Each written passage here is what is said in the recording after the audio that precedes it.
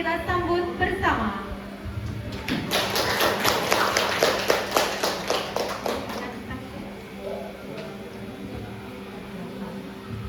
Bismillahirrahmanirrahim. Assalamualaikum warahmatullahi wabarakatuh. Ayu Ting Ting mengirim surat. Ini pantun jawab cakep deh. Ayu Ting Ting mengirim surat. Surat dikirim salah alamat. Kalau mau bahagia dunia akhirat, jawab salam dengan semangat. Masuk Pak Eko? Masuk. Ingkang Budias manipun Pak Eko?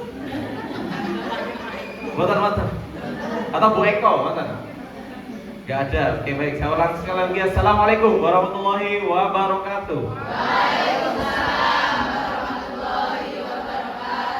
Alhamdulillahirabbil alamin, wassalatu wassalamu ala asrofil anbiya'i wal mursalin nabiyina Muhammad sallallahu alaihi wasallam. Alhamdulillah.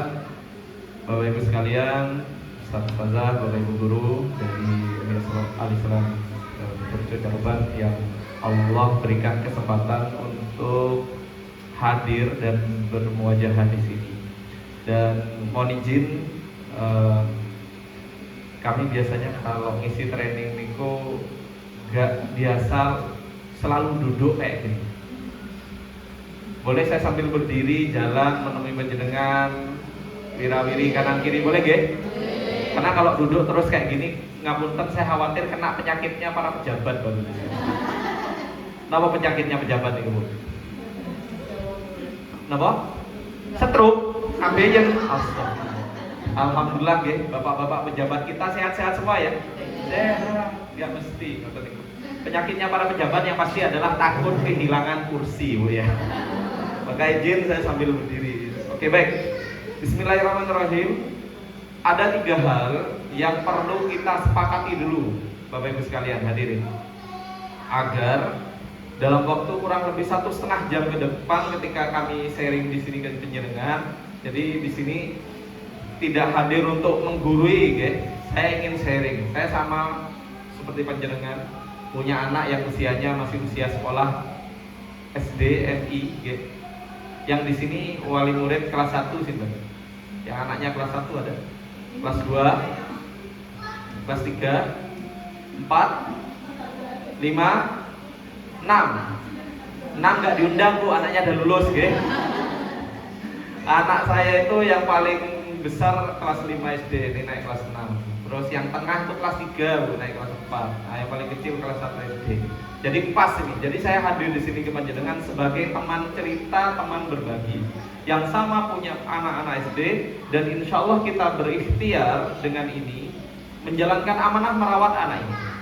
Yang anak ada pernah minta untuk jadi anaknya panjenengan, tapi panjenengan yang minta anak ini untuk menjadi anak panjenengan, betul dengan doa doa Rabbana hablana min azwajina wa dzurriyyatina qurrata a'yun waj'alna lil muttaqina imama. Kita yang minta bagus sekalian. Giliran dikasih nyapa kok sambat. Lanjut dong. Nah, untuk itu gimana Kak Irfan supaya anak kita ini menjadi anak yang harapannya menjadi anak yang soleh, solehah dan seterusnya. Nah, bunda sekalian, ada pepatah Afrika yang mengatakan butuh orang sekampung untuk mendidik seorang anak. Afrika. Orang Afrika ini orangnya seperti apa bentukannya, Bu? Hitam. Negro. Tapi ada satu fakta menarik. Guru saya, Coach Arif dari Bandung itu pernah cerita, Mas Irfan, ibu-ibu Afrika itu adalah ibu-ibu terkuat di dunia secara fisik dan mental. Begitu juga bapak-bapaknya. Nah, ada yang fakta menarik, ibu-ibu Afrika itu kalau hamil, ibu-ibu sekalian, hamil usia kandungan 9 bulan. Nah, dulu panjenengan hamil 9 bulan, putra panjenengan yang mungkin di sini ini ngapain? Biasanya jalan-jalan supaya nanti lancar gitu, terus nawa lagi 9 bulan. Pripun? Senam, senam pakai jimbol tadi gue lantai segala macam. Ibu-ibu Afrika benar-benar itu. Ibu Afrika usia 9 bulan gerep, macul, matun, ngangkat-ngangkat kayu, ngariti suket. Loh terus dia masa panik bisa mau melahirkan, kalau ketika merasa mau melahirkan, maka ibu-ibu Afrika ini akan nyari pohon. Ngapain? Nyenden. Habis jadi berat keluar. Gak usah operasi, gak usah bidan. Kenapa kok kayak gini? Karena kondisi alam dan sosial mereka mengharuskan, memaksa mereka untuk beraktivitas yang berat, fisik, rutin setiap hari. Akhirnya mereka secara fisik sehat. Lah jenengan apa pikir Bunda Hawa ketika melahirkan nonton bidane ngoten niku dibidani malaikat pada mboten. Karena apa? Fitrahnya manusia itu yang seperti itu kelahiran. Bahkan mohon maaf kalau kata guru saya ini, jadi manusia itu kalau mau melahirkan gak ada bedanya sama mohon maaf dengan binatang. Ya udah, semudah itu harusnya melahirkan. Tapi karena kita sudah terbiasa dalam tanda kutip ya, dimanja dengan kemudahan, dengan teknologi dan dengan kondisi sosial, akhirnya kita menjadi seperti itu. Nah, kenapa saya cerita seperti ini? Saya ingin mengajak panjenengan untuk kembali mengenal diri panjenengan sendiri sebagai manusia, sebagai orang tua, dan sebagai hambanya Allah yang sedang dititipi amanah. Pertanyaannya, sudah kenal dengan kanan kirinya? Sudah. Nyuwun sewu. Ibu sebelah kanannya sinten asmanipun? Anaknya ada berapa? Siapa nama suaminya? Nggak tahu. Punya kucing berapa di rumah? Belum tahu kan? Hobinya apa? Belum tahu juga. Nah gini, ibu sekalian, ayah bunda, kita kalau mengenal itu setidaknya 5 hal kita tanyain. Karena seperti saya sampaikan di awal, butuh orang sekampung untuk mendidik seorang anak. Nah orang sekampungnya ini sekarang di kita orang sekampung. Konteks sekarang orang sekampung ini adalah panjenengan, wali murid lain, paguyuban, maupun dengan ustadz-ustadzah, bapak ibu guru yang ada di MI. Nah, gimana kita mau minta tolong kalau kita nggak kenal? Gimana kita mau nolong kalau kita nggak kenal? Oke. Karena seringkali pertolongan datang itu dari orang-orang yang mengenal kita. Wong jero. Nah, 5 hal tolong panjenengan tanya informasi dari orang kanan kiri panjenengan nggih, Bapak Ibu sekalian. Apa saja? Yang pertama nama. Yang kedua siapa anaknya yang sekolah di sini? Yang ketiga nopo aktivitasnya? Apa aktivitasnya? Kemudian apa kesukaannya? Kemudian satu hal yang penting untuk panjenengan tanyakan nih, apa cita-citanya dalam atau harapannya dalam mendidik anak ini? Coba ditanya apa saja. 1, nama. 2, nama anaknya. 3, aktivitasnya. Terus kesukaan. Apalagi cita-cita dalam mendidik anak. Kayak Imam Syafi'i, bundanya namanya Fatimah. Sejak kecil anaknya ini didudukkan di majelis para ulama karena si ibu bercita-cita anaknya pengen jadi ulama besar. Kabul hajat, anaknya jadi ulama besar. Bahkan ketika usianya 9 tahun. Karena orang tuanya mendidik dengan cita-cita. Gak hanya melu tonggo atau melu kebanyakan orang. Siap gak ibu-ibu, bapak-ibu sekalian? Untuk berkenalan lebih dalam dengan teman kanan kirinya. Siapa ngerti? Ternyata panjenengan sih dulu malah mbak anak aku putu nih mbak kasihan juga ya bodoh. Ternyata baru tahu di sini ya. Ketika kita tahu barangkali kita bisa jadi astagfirullah bu, anak SD kok udah besti kok iso besak. Lu panjenengan putrane kelas pinten kok wis pengen besak.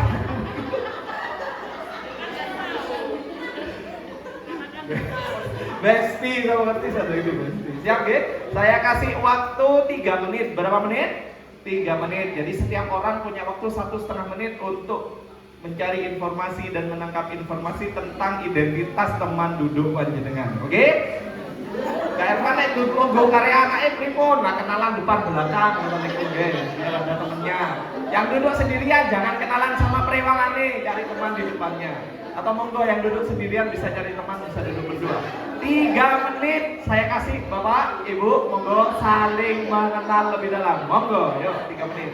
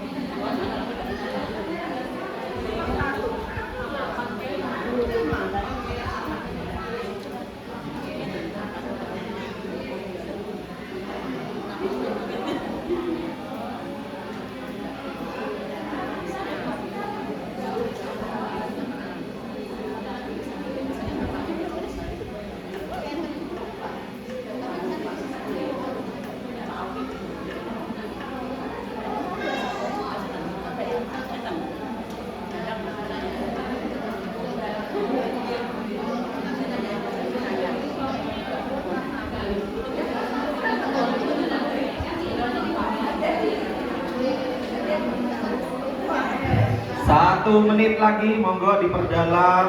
Karena kita lagi akan saya tes, ya, kenalan beneran om boten panjenengan. Monggo.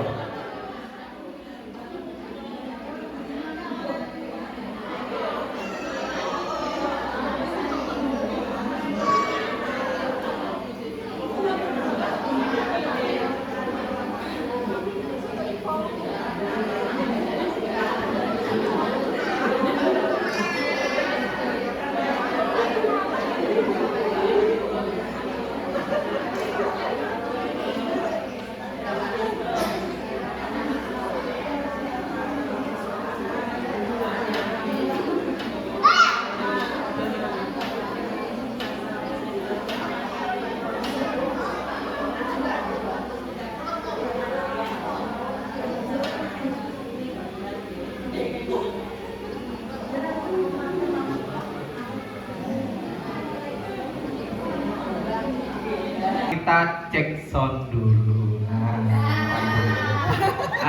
Lagi salahnya di depan deh.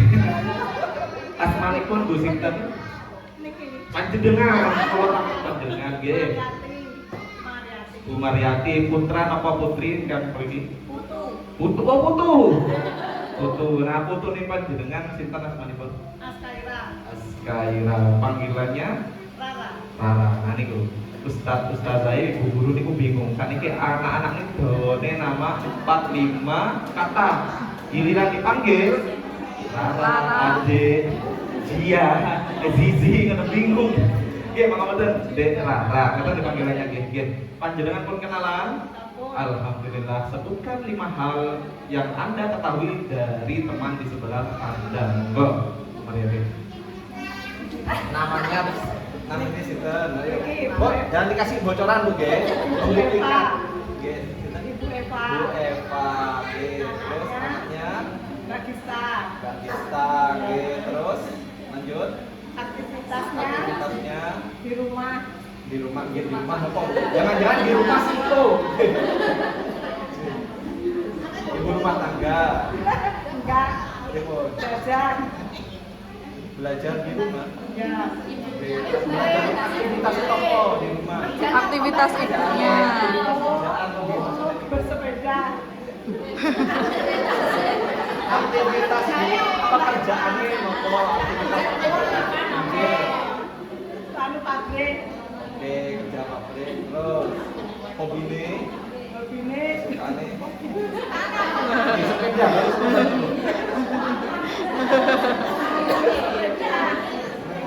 oke terus terakhir cita-cita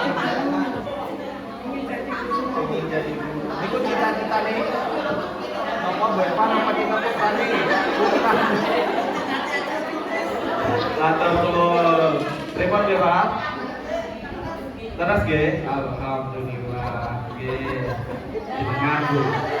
Pripun? Nah. Sing pengen dadi besan kan ya. Tibake ternyata salah kenalan lapor doe balik. Monggo, namanya siapa panjenengan? Nggih, terus di sebelah kiri panjenengan.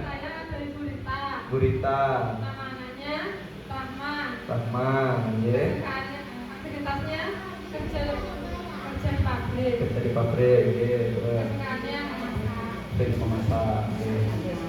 Terus cita-cita dalam mendidik anaknya apa? Ingin jadi anak yang sukses, soleh-solehah. Barakallah, ingin punya anak yang sukses solehah. Nggih, mohon dibantu lagi Ibu Guru yang paling belakang niku. Lagi kok penak teko keri gak ditangani ya. Kita tak ngerti nggih, terus nggih monggo. Nama itu kan jenengan tuh, saya kan nggih. Namanya siapa? Nama apa jenengan? Kenalan dulu. Ngapunten Mak. Sinten? Bu Erlis, nggih.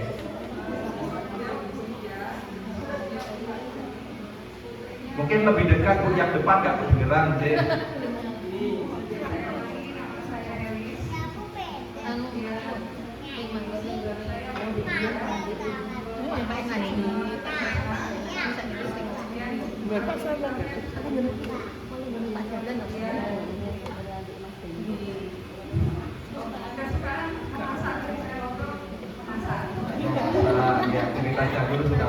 cita-cita dalam mendidik anak apa? Cita-cita dalam mendidik anak berarti kita jadi cita-citanya menjadikan anak yang soleh-solehah, bisa mandiri, kemudian bisa bermanfaat untuk sesamanya. Barakallah. Mantap nun. Yang saya lagi Ustazah nggih, guru geser ke yang sini. Ibu kerudung birunya. Iya.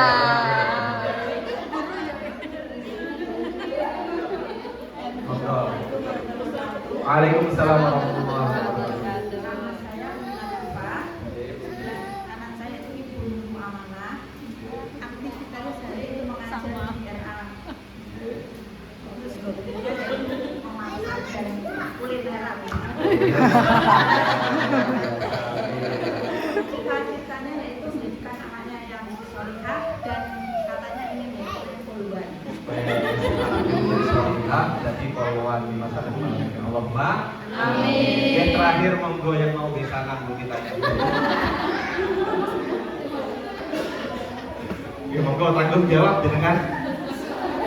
Iya saya nanya ke jenengan monggo. Sudah kenalan? Oke siap. Nama saya Lasmi. Oke putra panjenengan asmanipun namanya? Saya mewakili keponakan. Oh mewakili. Ya, Keponakannya yang siapa? nama saya keponakan. Keponakannya yang sekolah di sini. Sofi. Sofi. Terus? Istri saya Zidan. Oke. Anaknya Zidan. Tidak, berarti cocok ya? Cewek, cowok, sakit berarti sakit besanan ada potensi maksudnya ya. Lanjut, monggo Mama Zidan, rumahnya, oke baik, aktivitasnya apa? Saya Berdagang, Kesukaannya memasak. berdagang masak. Terus, cita-cita dalam mendidik anak? Cita-cita dalam mendidik anak, anaknya menjadi sukses, jadi menjadi anak yang soleh. Oke. Sudah itu aja? Alhamdulillah. Matur nuwun. Oke, tepuk tangan buat kita semuanya dong. Sudah mengenal teman di depannya, sekarang sudah mengenal saya? Pernah ketemu berapa kali? Baru kali ini. Ya. Nah, baik. Jadi ya Bunda, supaya kita masuk materi ini dalam waktu 1,5 jam, yang pertama kita tuh harus mengenal dulu, karena dengan mengenal kita akan merinto, oke? Tuh. Yang kedua ya Bunda, kita harus fokus. Ya, karena kita duduk di sini, niatnya thalabul ilmi, ayo kita fokus thalabul ilmi. Boten sah kepikiran, nggih. Jemuran yang ada di bak, kira-kira dijemur apa ya karo Pak E? Mau tak peseni Pak, tolong iku nang mburi nek jemuran. Ya, jemurane tolong dijemurne. Bar jemur Pak, tolong apa nang ngarepan tolong disaponi. Bar disaponi Pak, tolong di kamare anak itu lho berantakan. Ibu ki karena sibuk banget mau ada acara meeting nggih. Nggih kan iki meeting pertemuan. Nggih, tolong kamare anake dibersihkan, diresi Pak niku lho. Enek gerih, tolong Pak gerih disambel. Nggih, segala macam. Ibu-ibu kira-kira kalau bapak-bapak dikasih pesan seperti itu mana yang dikerjakan duluan? Momen Pak wes bola gitu. Oke, kenapa? Karena nggak fokus gitu. Kalau supaya fokus apa harusnya dicatat ya. Catat. Yang pertama kita harus kenal, yang kedua harus fokus. Jadi duduk di sini panjenengan, jangan kepikiran apa-apa, cukup menyimak materi dan memperhatikan pemateri. Kemudian yang terakhir, Bapak Ibu sekalian, yang terakhir adalah terlibat. Yang terakhir apa? Terlibat aktif. Maksudnya apa? Kalau ada pertanyaan tolong kalau ada instruksi atau perintah tolong dilaksanakan. Siap, J? Oke, baik. Saya perkenalan dulu, nama saya Ervan Nuryadi.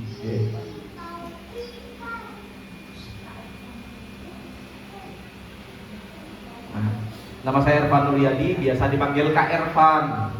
Kalau manggil Ustadz gimana? Boleh, tapi tolong jadi 2 orang di antara yang saya izinkan manggil saya Ustadz. Orang pertama yang saya izinkan manggil saya Ustadz adalah pasien ruqyah saya, Bapak Ibu sekalian. Kesurupan, kena santet gitu guys, ketempelan. Nah niku pasien ruqyah saya izinkan manggil saya Ustadz. Terus yang kedua, jamaah khutbah Jumat saya. Nama saya khutbah Jumat niku di lapas.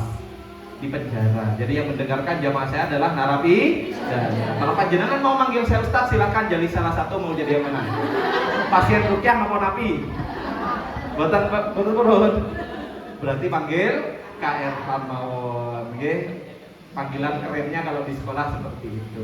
Nah, kemudian aktivitas saya 15 tahun terakhir ini saya concern di peningkatan SDM, baik itu di lembaga pendidikan, perusahaan maupun di pemerintahan, Bapak sekalian. Lalu 12 tahun terakhir ini saya jadi ayah profesional. Monggo tepuk tangan. Profesional apa dibayar? Boten. Profesional itu bukan tentang dibayar atau tidak. Kalau masalah dibayar itu namanya transaksional. Oke. Profesional itu kalau kata guru saya tentang dua hal. Yang pertama adalah apakah kita menggunakan ilmu dan keterampilan ketika melakukan sesuatu, dan yang kedua adalah apakah kita punya visi atau cita-cita ke depan dalam mengerjakan sesuatu ini. Itu namanya profesional. Oke. Jadi saya dalam mendidik anak saya pakai ilmu, pakai keterampilan, dan saya punya visi ke depan. Itu kenapa saya tanya panjenengan, punya cita-cita apa dalam mendidik anaknya? Karena saya ingin panjenengan menjadi ayah dan ibu yang profesional. Kemudian 11 tahun terakhir ini saya membina konseling di ruang curhat Bapak Ibu sekalian.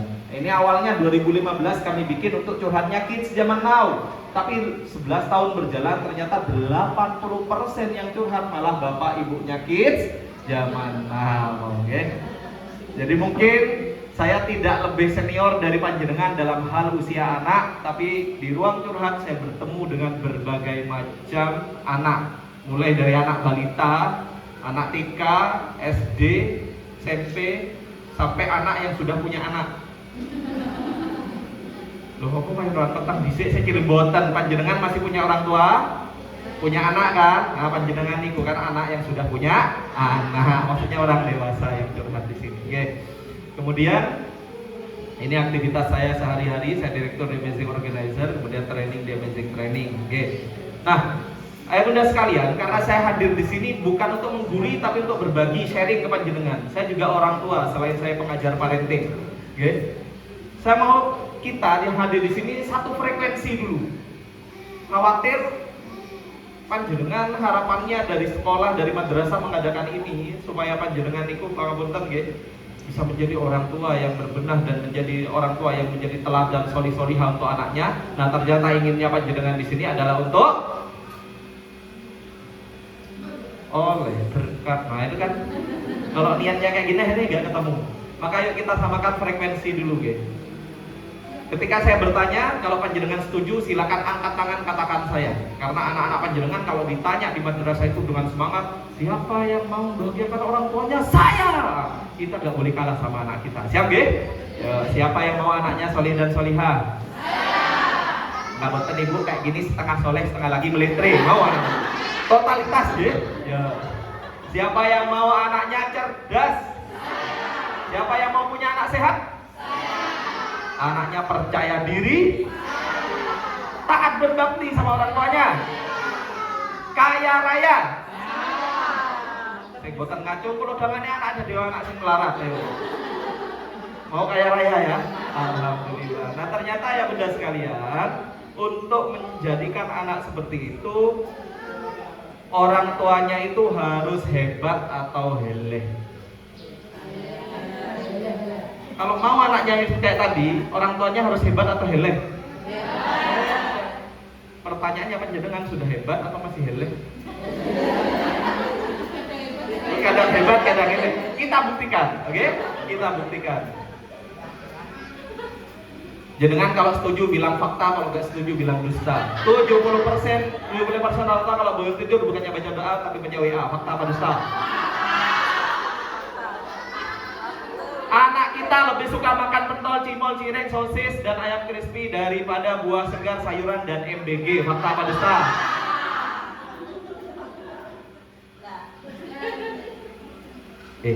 Tahu nggak? Adalah kalimat pembuka pintu dosa yang paling sering Anda dengar. Fakta apa dusta? Ngerti orang? Fakta apa dusta? Fakta atau dusta? Di galeri foto HP mama-mama banyak berisi foto selfie-nya. Dusta kak. Paling banyak fotonya apa? Fotonya anak. Fakta atau dusta? 6 dari 10 anak laki-laki di lingkungan panjenengan hari ini adalah perokok. Anak-anak loh Bu ya, saya nggak cerita Pak Bu. Fakta apa dusta?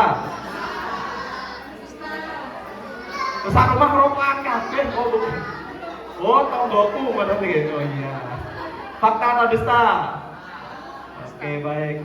Gelombang kerap Pak Ervan, bahaya hadir di sini Bapak yang hadir di sini. Aku rokokan mang nyapa Pak Ervan, Pak Buntet Pak panjenengan mau fotonya SD rokokan Pak? Boten. Alhamdulillah panjenengan rokokan mau boten Pak? Boten alhamdulillah. Nggih. Ini boten rokokan berarti kita sealiran Pak. Oke baik, fakta atau dusta? Hampir 80% orang tua setiap hari mengucapkan kata-kata mutiara sebagai berikut. Fakta. Ayo dan suwek. Awas kamu sih, no Zidan, no, nggak boleh. Fakta atau dusta? Fakta. Beberapa mama-mama suka joget-joget gak jelas kalau dengar musik TikTok. Fakta apa dusta? Saistu, tenane, kita buktikan.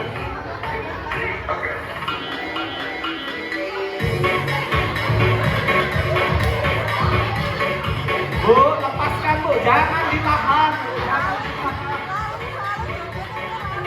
Gemes. Oke, fakta atau dusta? Siapa kita? Indonesia. Bu, yang semangat jangan kalah sama anak-anak. Anak-anak tuh kalau ditanya siapa kita? Indonesia. Indonesia. Yakin? Bukannya ini. Saat ini ketambahan bukan drakor lagi, dracin. Fakta atau dusta? Fakta. Suka TikTok. Ketika kita melihat teman kita terjatuh, ekspresi kita kayak gini, fakta apa dusta? Bukannya nolongin malah ketawain, fakta atau dusta? Ibu-ibu sekalian, Bapak, yang saya sampaikan barusan ini adalah gambar yang mengandung psikotes. 5 saja gambar ini kita jawab dengan fakta, itu menunjukkan ketertarikan dan kecenderungan kita pada hal-hal yang receh, remeh, unfaedah. Yang itu, hal-hal seperti itu akan membuat jiwa kita itu berkualitas atau justru jadi heleh. Hebat atau heleh kira-kira? Kesukaan terhadap hal-hal yang receh itu membuat jiwa jadi hebat atau heleh? Nah, pertanyaannya saat ini kondisi panjenengan ngaku mawon hebat nopo heleh? Bu, kalau kita heleh itu bagus. Loh kemana bagus Kak Ervan? Karena ada peluang dari heleh menjadi hebat. Dan pengakuan itu justru akan mendatangkan pertolongan. Nabi Yunus misalnya, ketika meninggalkan umatnya, dimakan ikan, hidup di perut ikan, ya. Ketika akhirnya Allah keluarkan, apa yang beliau ucapkan waktu itu? Surat Al-Anbiya ayat 87. La ilaha illa anta subhanaka inni kuntu minadz zalimin.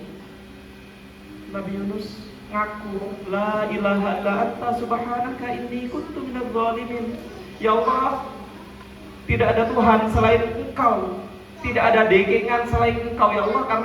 Karena Nabi Yunus meragukan, umatnya ini nyebelin banget Bu, sampai akhirnya merasa dibiarkan sendirian, gak yakin bahwasanya Allah selalu mendekeng beliau. Akhirnya beliau mutung pergi, dihukum sama Allah masuk ke dalam perut ikan. Inni kuntu minadz zalimin, sungguh aku termasuk orang-orang yang zalim, telah menzalimi diri sendiri. Ngaku kalau dirinya tuh zalim dengan tingkah lakunya. Tapi apa yang terjadi? Allah selamatkan, ditolong sama Nabi Adam alaihissalam ketika turun ke bumi gara-gara makan buah khuldi. Buah khuldi itu istilah dari iblis gitu. Dia tahu itu buah apa sebenarnya, Allah yang tahu. Tapi iblis itu bilang itu adalah buah keabadian gitu. Bunda Hawa kok yo pengen gitu, bukan hanya didekati tapi dipetik dan dimakan. Akhirnya diturunkan ke bumi, dicerai-beraikan sama Allah, yang satu di sini, satu di sana, sampai akhirnya ketemu. Kenapa kok bisa ketemu? Karena Nabi Adam berdoa. Berikut doanya, doa kayak ujian nih bro. Rabbana zolamna anfusana wa illam taghfir lana wa tarhamna lanakunanna minal khasirin. Maka apa? Allah tolong dengan cara apa? Dipertemukan kembali, dipersatukan, akhirnya apa? Beranak pinak, cucu sampai kita lahir di sini. Barokahnya doanya Nabi Adam, Rabbana zolamna anfusana. Ngaku kalau dosa. Nah, kalau sekarang kita sebagai orang tua dan panjenengan merasa kok anak saya malah kayak gini, maka ngaku dulu, gitu. Ngaku ke siapa? Ngaku ke Allah. Ya Allah, hamba ini ternyata lalai dan abai. Dikasih amanah ya Allah, seorang anak yang harusnya saya didik secara profesional, didik dengan serius. Saya untuk menjadi guru, untuk menjadi karyawan pabrik, untuk menjadi motivator, untuk menjadi trainer, itu ada sekolahnya, ada belajarnya. Saya belajar, saya sekolah supaya saya bekerja dengan profesional. Tapi untuk menjadi orang tua profesional, ya Allah, ternyata saya abai, saya lalai, saya tidak belajar. Jadi ngaku dulu. Pada saat ngaku, maka insya Allah pertolongan Allah datang. Kalau panjenengan ngaku, panjenengan nyadar. Kalau panjenengan nyadar, panjenengan akan bertindak melakukan perbaikan. Karena mau nggak mau anak itu mencontoh siapa? Orang tuanya. Ini contohnya.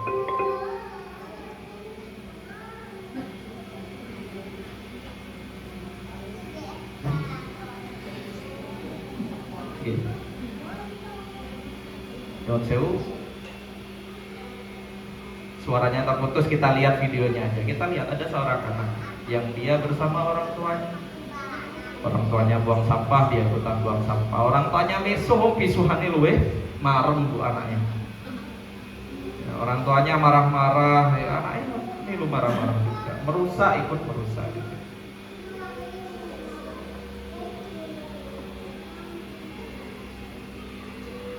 Gampang emosi, ikut gampang emosi. Melakukan tindakan kekerasan, dia juga ikut-ikut.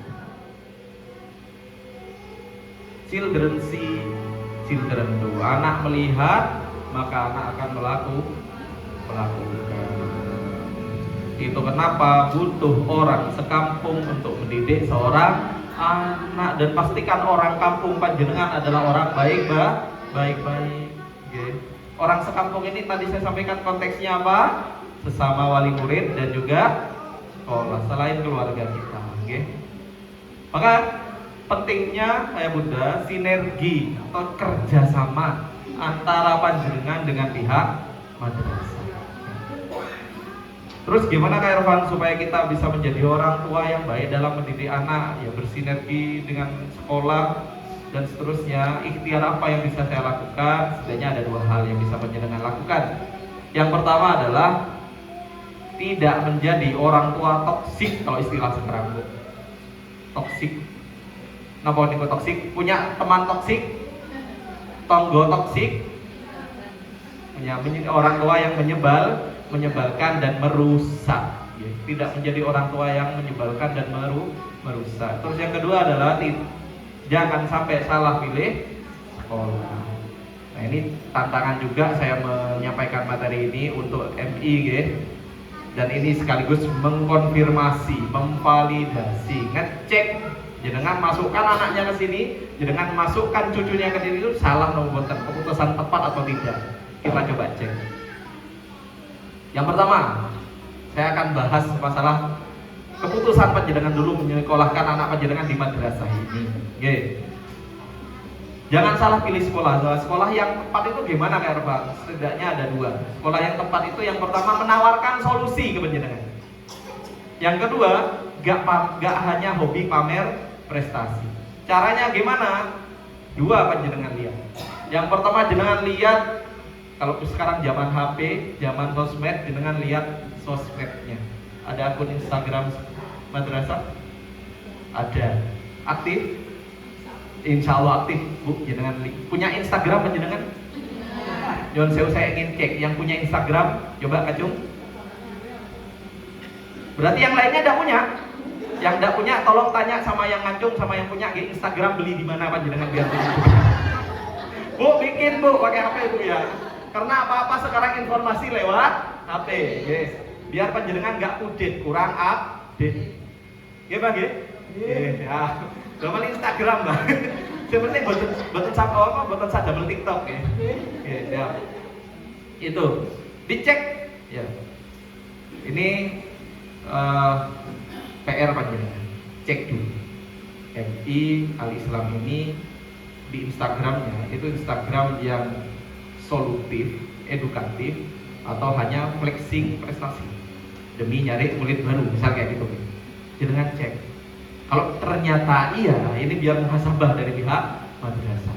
Gitu. Karena saya hadir di sini ini pesan sponsornya adalah Mas Herman tolong pituturi wong tuane. Nah, ini supaya adil ya. Sekolah juga perlu kita pituturi. Betul apa gitu Ustaz?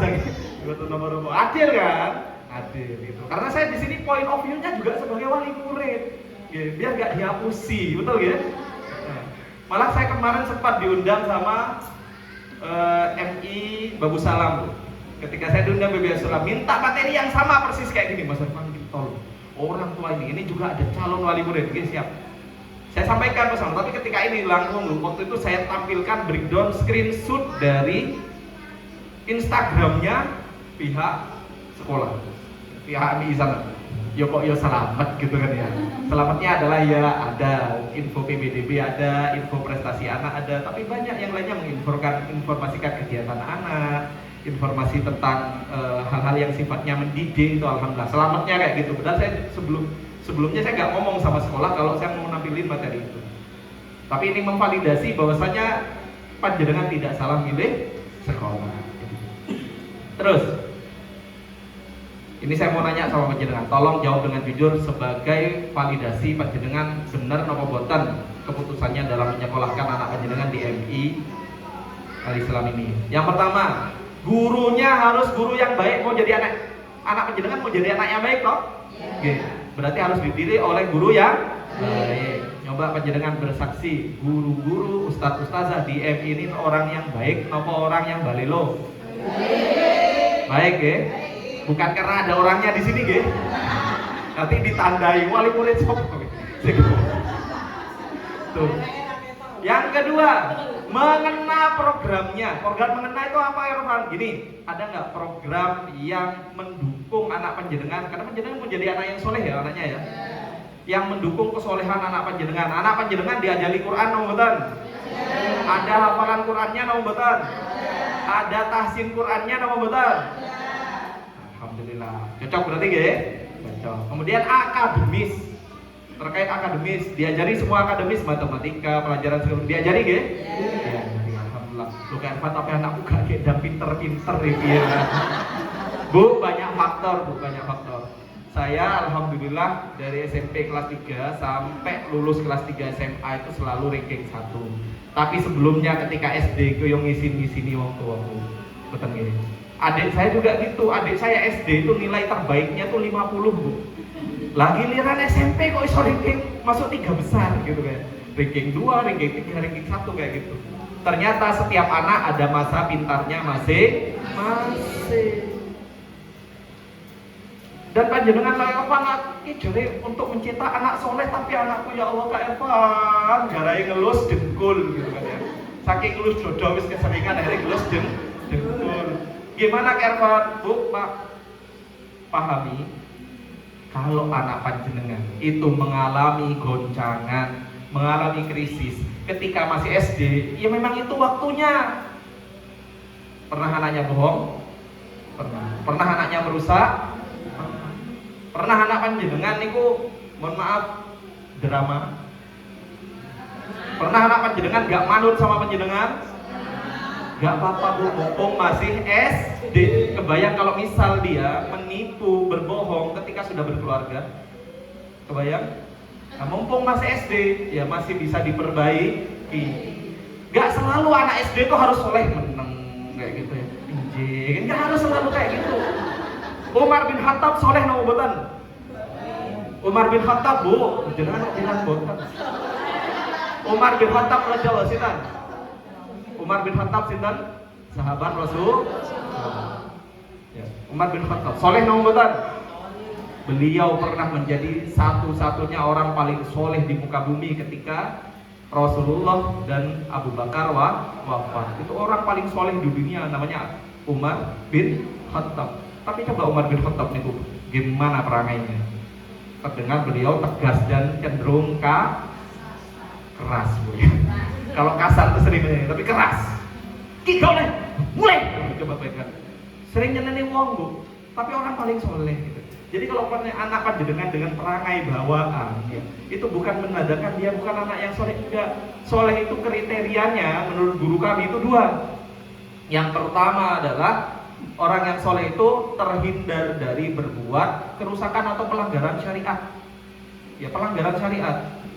Terus yang kedua, orang soleh itu adalah orang yang bisa memberikan manfaat untuk orang lain. Ya perkara anak panjenengan itu misal pangapunten nggih orangnya perangainya kasar, selengean, tapi selama enggak melanggar syariat, selama masih bisa memberikan manfaat untuk orang lain, berarti dia anak yang soleh. Ingat, anak yang soleh enggak selalu menang. Gitu. Itu. Yang berikutnya adalah mau memahami dan bekerja sama panjenengan.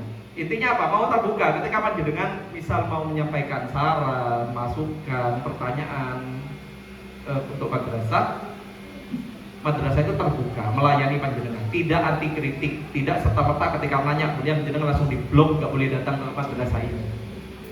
Ada diperlakukan kayak gitu sama madrasah panjenengan, ditolak untuk bertanya, untuk berpendapat seperti itu? Nggih. Berarti dilayani dengan baik ya, bisa diajak kerja sama ya.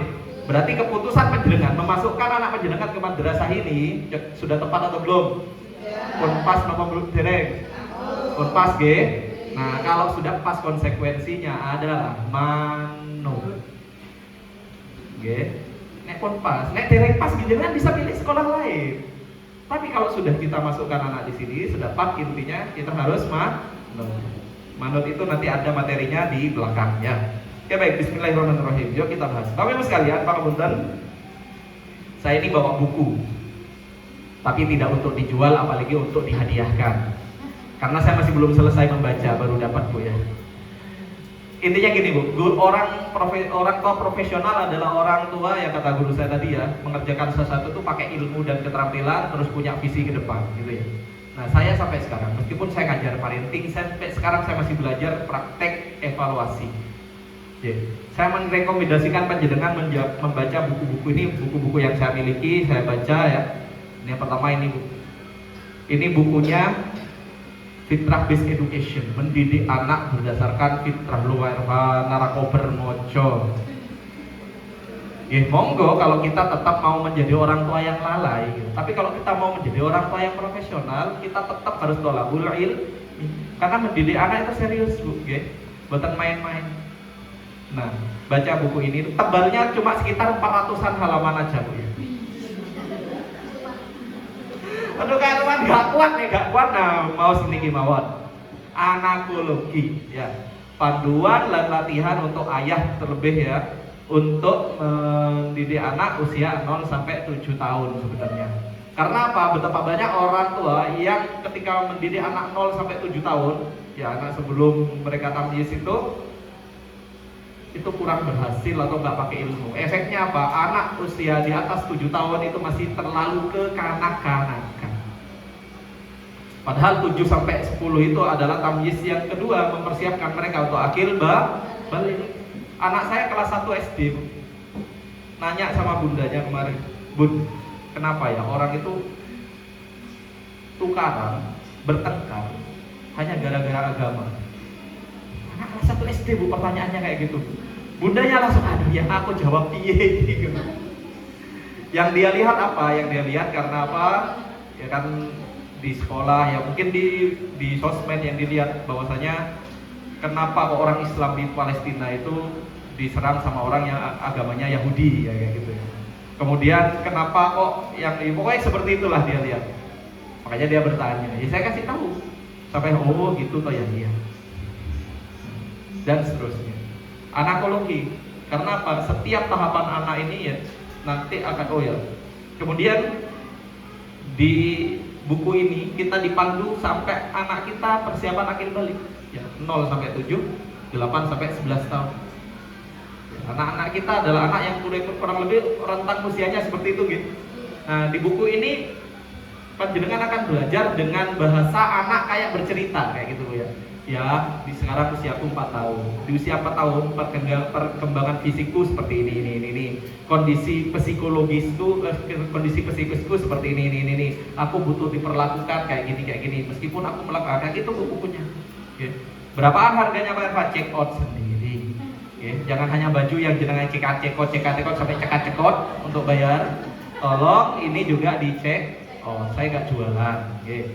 Kemudian, nah ini Bu, kalau panjenengan ingin mendidik anak solihah sesuai dengan tuntunannya Rasulullah, ya gimana Rasulullah mendidik?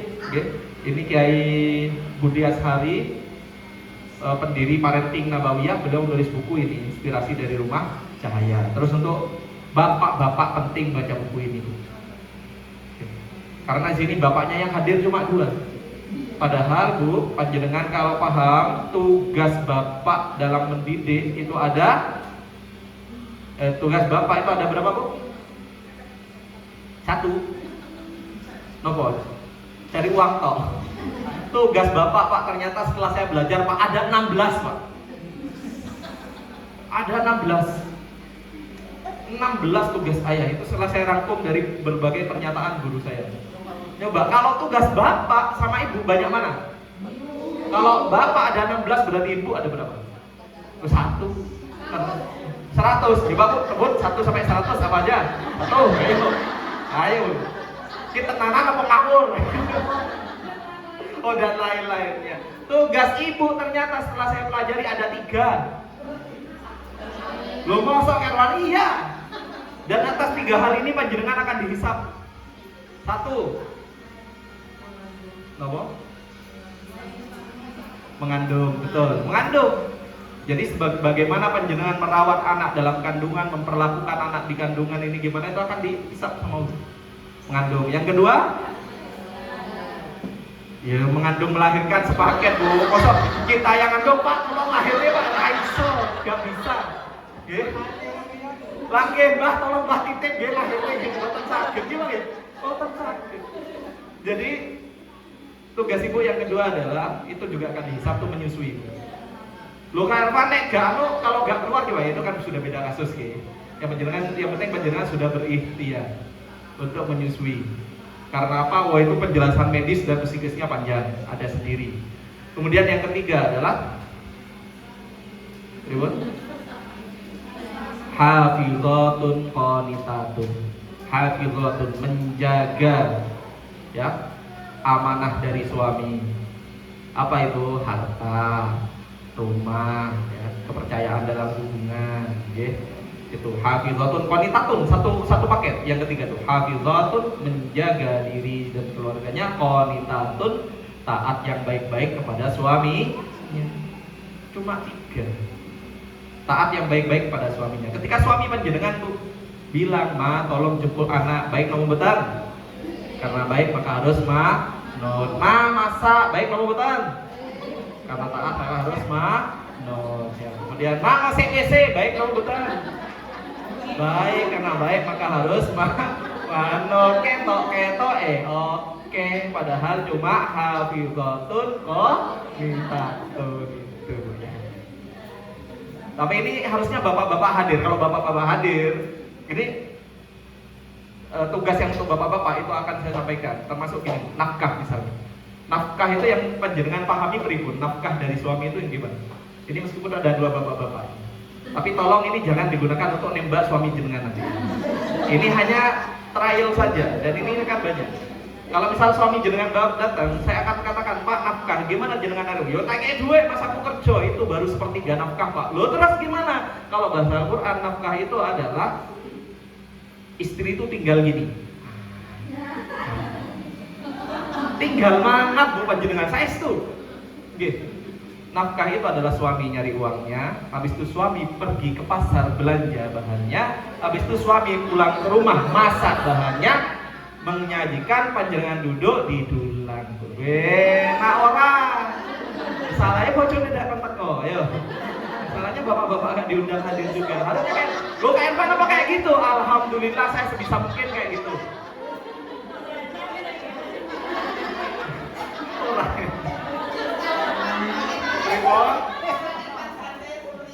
Wah, kalau saya pribadi menerapkannya gini Pak, supaya saya nggak jargoni gitu. Ya alhamdulillah. Kalau ini sebenarnya anak saya nomor 1 itu saya ajak sini untuk kerja, karena dia lagi pengen kanvas untuk melukis. Saya tawarkan anak saya nomor 1 tadi, ayo ikut ayah kerja. Kerja apa ya? Moto-moto ayah, nanti tak upahi kanvas gitu. Ternyata anak saya repot.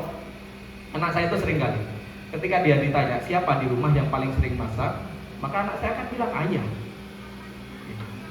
Karena sejak saya menikah yang paling sering masak sampai hari ini itu adalah saya daripada istri saya.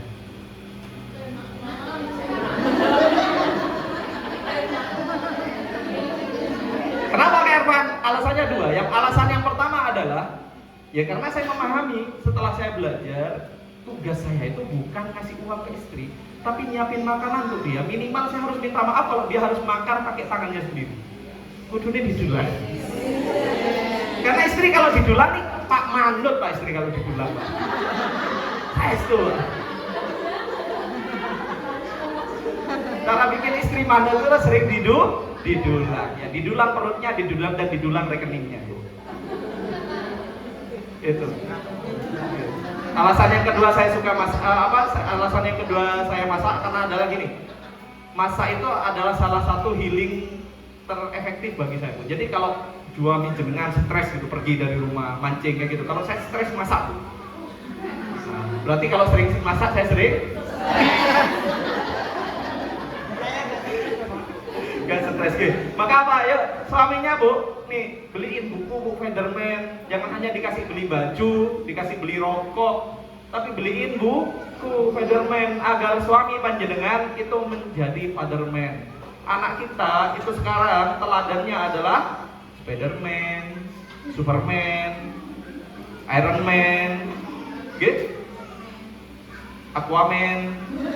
Wah ada Bu Aquaman nih, kok ada Aquaman, Le Mineral Man. Maka dia harus berteladan pada Fatherman, pada sosok ayahnya. Kak Irfan, saya bukan keluarga yang utuh. Gimana? Nah, Rasulullah juga bukan dari keluarga yang ada ayahnya ketika beliau lahir. Tapi Kanjeng Nabi tidak pernah kehilangan sosok ayah selama hidupnya. Ketika ayahnya wafat, maka sosok ayah yang pertama adalah siapa? Ayah suaminya Halimatus Sa'diyah dulu ya. Tuh, habis itu baru kakeknya. Setelah kakeknya wafat, sinten? Pamannya Abu Thalib. Meskipun orang kafir beliau Abu Thalib waktu itu ya, gak beriman kepada Allah kan. Tapi apa yang terjadi? Tidak kehilangan sosok teladan. Dan alhamdulillah walaupun tidak seagama dengan Rasulullah waktu itu Abu Thalib, beliau masih menjadi sosok yang memenuhi kebutuhan jiwa anak terhadap ayahnya itu. Maka kalau misal panjenengan Bu kondisinya entah itu single parent karena apalagi kalau suaminya masih ada, kita hanya berpisah rumah saja ya, berpisah hubungan saja, maka komitmen. Terus gimana kayak kalau mbak saya itu kan suaminya meninggal, gimana? Maka mau nggak mau ya harus tetap anaknya punya sosok seorang ayah. Baik itu dengan cara menikah lagi misal, kalau enggak ya carikan sosok ayah dari pamannya, gurunya dan seterusnya. Terus ini ada Fatherman 2 Bu ya. Jadi untuk bapak-bapak ternyata nggak cukup satu buku. Buku yang pertama itu supaya ayah itu punya ghiroh, punya ilmu, menjadi teladan. Yang kedua, agar ayah ini sebelum menjadi ayah yang baik itu menjadi suami yang simpatik, suami yang simpati sama panjenengan. Dan ini buku yang kedua. Ketika saya baca ini, saya menjadi semakin bersemangat untuk memberikan yang terbaik ke istri saya, untuk bagi tugas sama istri saya seperti itu. Nah, Bapak Ibu sekalian, yang berikutnya adalah tidak menjadi orang tua yang toksik. Supaya panjenengan tidak menjadi orang tua yang toksik, gimana? Kita harus menjadi orang tua yang kooperatif, Bu. orang tua yang mau diajak bekerja sama, orang tua yang baik niatnya, oke? Supaya kita mudah untuk bersinergi dengan sekolah, tidak menjadi orang tua yang toksik, maka saya punya prinsip namanya KTT. Prinsip apa? KTT. Apa itu KTT, Arfan? Apakah konferensi tingkat tinggi? Bukan. KTT adalah komunikasi, terlibat, dan tawa tuh. Saya cek satu persatu. Komunikasi. Baik komunikasi kita dengan anak maupun komunikasi kita dengan pihak madrasah. Komunikasi yang bagus itu indikatornya adalah nih, sama persepsinya. Jadi kalau kita ngomong itu asik karena apa? Tidak salah paham, persepsinya sama. Kemudian yang kedua adalah enak ngomongnya, sehingga kita masih bisa tidak sungkan, tidak segan untuk mau bertanya. Terus yang ketiga itu dua arah, gitu. Dua arah. Komunikasi yang baik itu seperti itu. Saya punya sebuah video, coba kita belajar dari hikmah video ini. Sedap. Koneksi Bluetooth-nya terputus lagi, tak sambung bentar ya.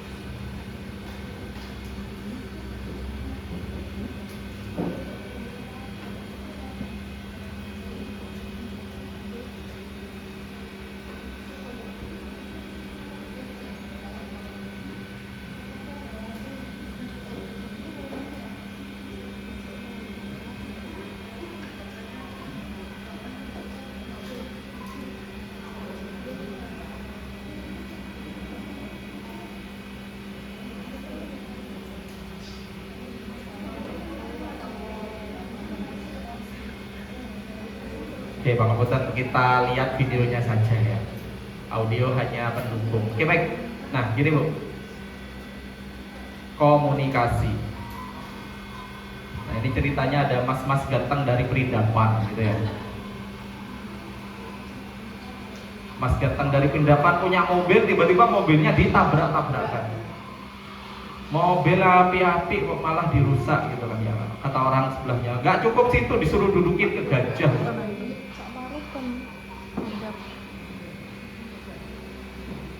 Nah, suruh dudukin ke gajah, dilas-las, dipalu-palu, gitu. Ternyata apa? Nah, ternyata dia tuh pengen punya mobil sing dia kenangen.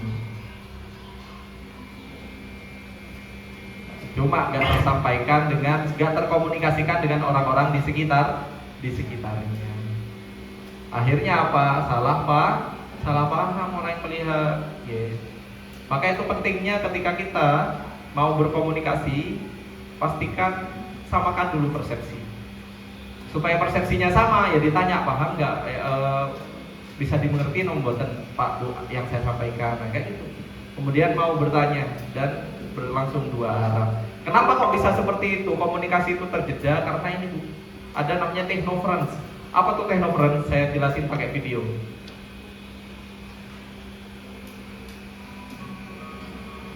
Apa Pak, putus lagi koneksinya? Ya Komputer, ini videonya biar enak pakai audio aja.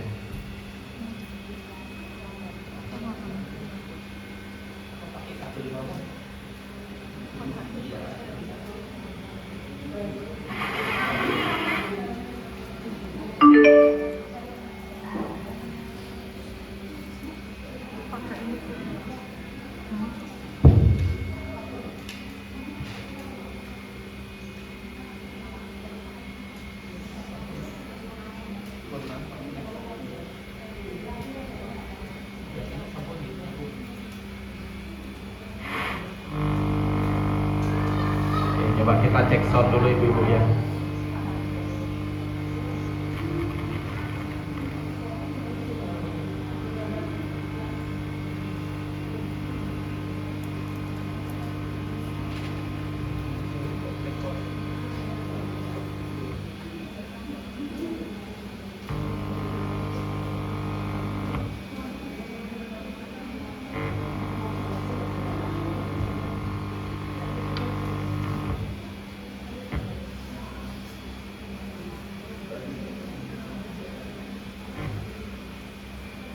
Oke,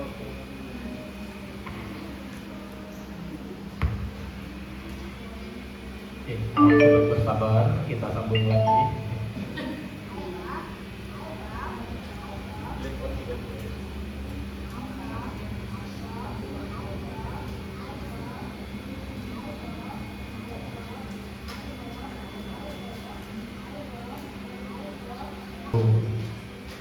Karena hari ini ya teknoferenis itu Bapak-Ibu sekalian adalah untuk orang tua, istilah untuk orang tua yang kecanduan HP.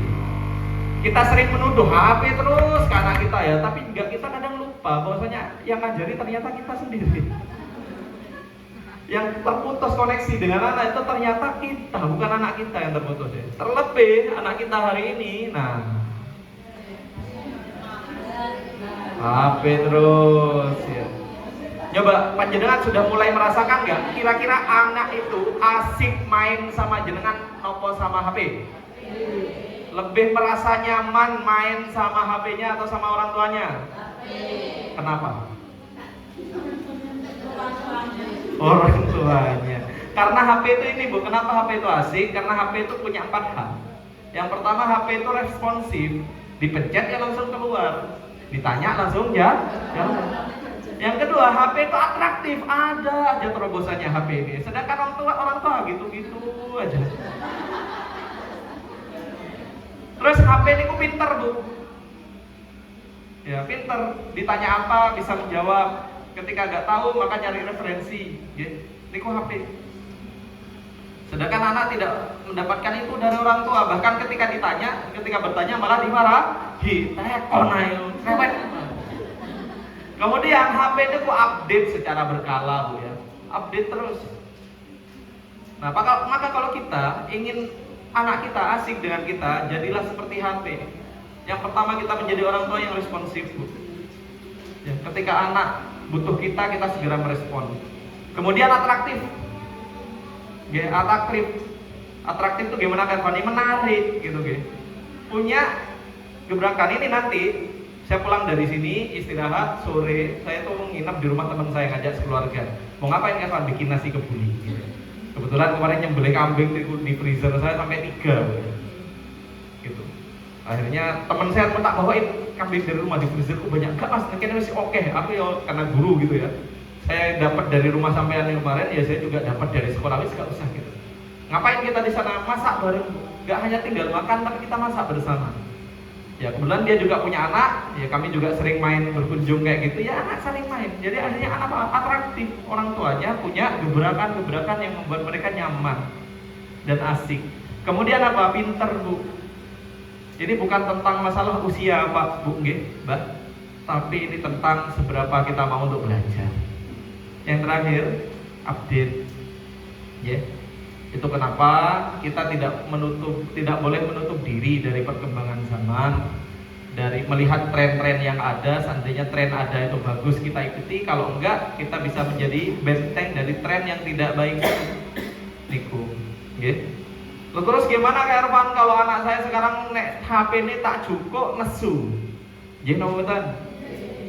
Marah, ngamuk-ngamuk. Pernah anaknya ngamuk gara-gara HP, Bu? Pernah? Oke, baik. Saya menerapkan prinsip 3D. Prinsip apa? 3D. Anak saya masih saya kasih HP, nggak saya larang, tapi aturannya 3D. Ini saya dapat dari guru saya, namanya Abah Ihsan. Beliau seorang pakar parenting. Apa 3D itu? D yang pertama adalah anak boleh dikasih HP kalau dibutuhkan. Anak dikasih HP kalau dibutuhkan. Kalau dibutuhkan untuk belajar, saya batasi. Di rumah kami, kalau panjenengan main ke rumah saya, kemudian panjenengan saya jamu untuk makan misalnya, saya akan bawa panjenengan ke ruang tengah. Nah, di ruang tengah saya itu ada kulkas, Bu. Di samping kulkas saya itu ada tempelan kertas. Apa isinya Kak Ervan? Tata tertib di rumah. Jadi di rumah saya ada tata tertib, tanda tangan 5 orang, saya, istri, dan ketiga anak saya, Bu.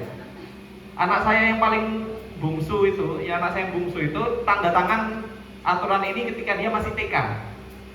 Lo tanda tangan. Lo kok teman-teman toh pas jadi keluarga? Ya karena kami mau jadi keluarga yang Profesional, ada tertulisnya Bu. Salah satunya adalah aturan main HP atau screen time kalau istilah orang tua milenial seperti kami ini. Screen time, baik itu HP, TV. Waktunya sehari 1 jam. Anak kami itu boleh nonton TV atau main HP 1 jam sehari. Tapi kok iya iso 1 jam ya, kadang 2 jam. Pernah juga 3 jam. Tapi itu adalah pelanggaran dan setiap pelanggaran kami tindak. Nonton TV misalnya gitu. Kami ancam, kalau kamu nontonnya kayak gini lagi, kadang anak ya nonton TV kita 1 jam ya iya gitu ya. Saya sama istri keluar, kami keluar 2 jam baru pulang Bu, TV belum mati Bu. Sampai kayak gini lagi nggak boleh nonton selama 1 minggu. Iya maaf gitu ya. Ternyata apa? Dibaleni meneh Bu, 3 jam. Apa yang terjadi? Langsung sama istri saya, betul-betul HP remote TV-nya disita selama 1 minggu. Mereka nggak bisa nonton TV di rumah. Bisanya di rumah mbahnya. Repot Bu kalau tantangan ya, nggak repot ya. Tantangan kalau tinggal bareng mertua itu. Soalnya rumah saya sama mertua kan berdampingan ya. Di rumah mertua ya ada TV juga. Sebelumnya saya tinggal di perumahan, tapi karena istri saya anak tunggal, kemudian orang tua semakin sepuh, minta boy aku dikancani. Ya, sebagai bakti kepada orang tua, akhirnya kami tinggalkan rumah di perumahan, kami ke mertua. Sekarang saya tinggal di desa di Kebon Sari sana. Jadi dibutuhkan Bu, ketika dibutuhkan kasih. Tapi anak saya kalau misal butuh untuk belajar 2 jam, saya kasih HP 2 jam. D yang kedua adalah dipinjam. Dibutuhkan ini kriterianya gimana Kak Ervan? Lebih diperjelas dong. Dibutuhkan tuh 1 untuk hal yang bermanfaat, yang kedua untuk hiburan juga boleh ya. Tapi tetap dibutuhkan itu harus ada batas. Kemudian dipinjami. Anak saya itu kemarin ceritanya kepergok dia ngapusi koncone. Ngaku nek nang omahe punya HP iPhone 17 Pro Max. Pro Max yo gitu. Kemudian saya tanya, kenapa kakak berbohong kayak gitu? Kan kamu tahu kalau berbohong itu adalah sesuatu yang besar bagi ayah.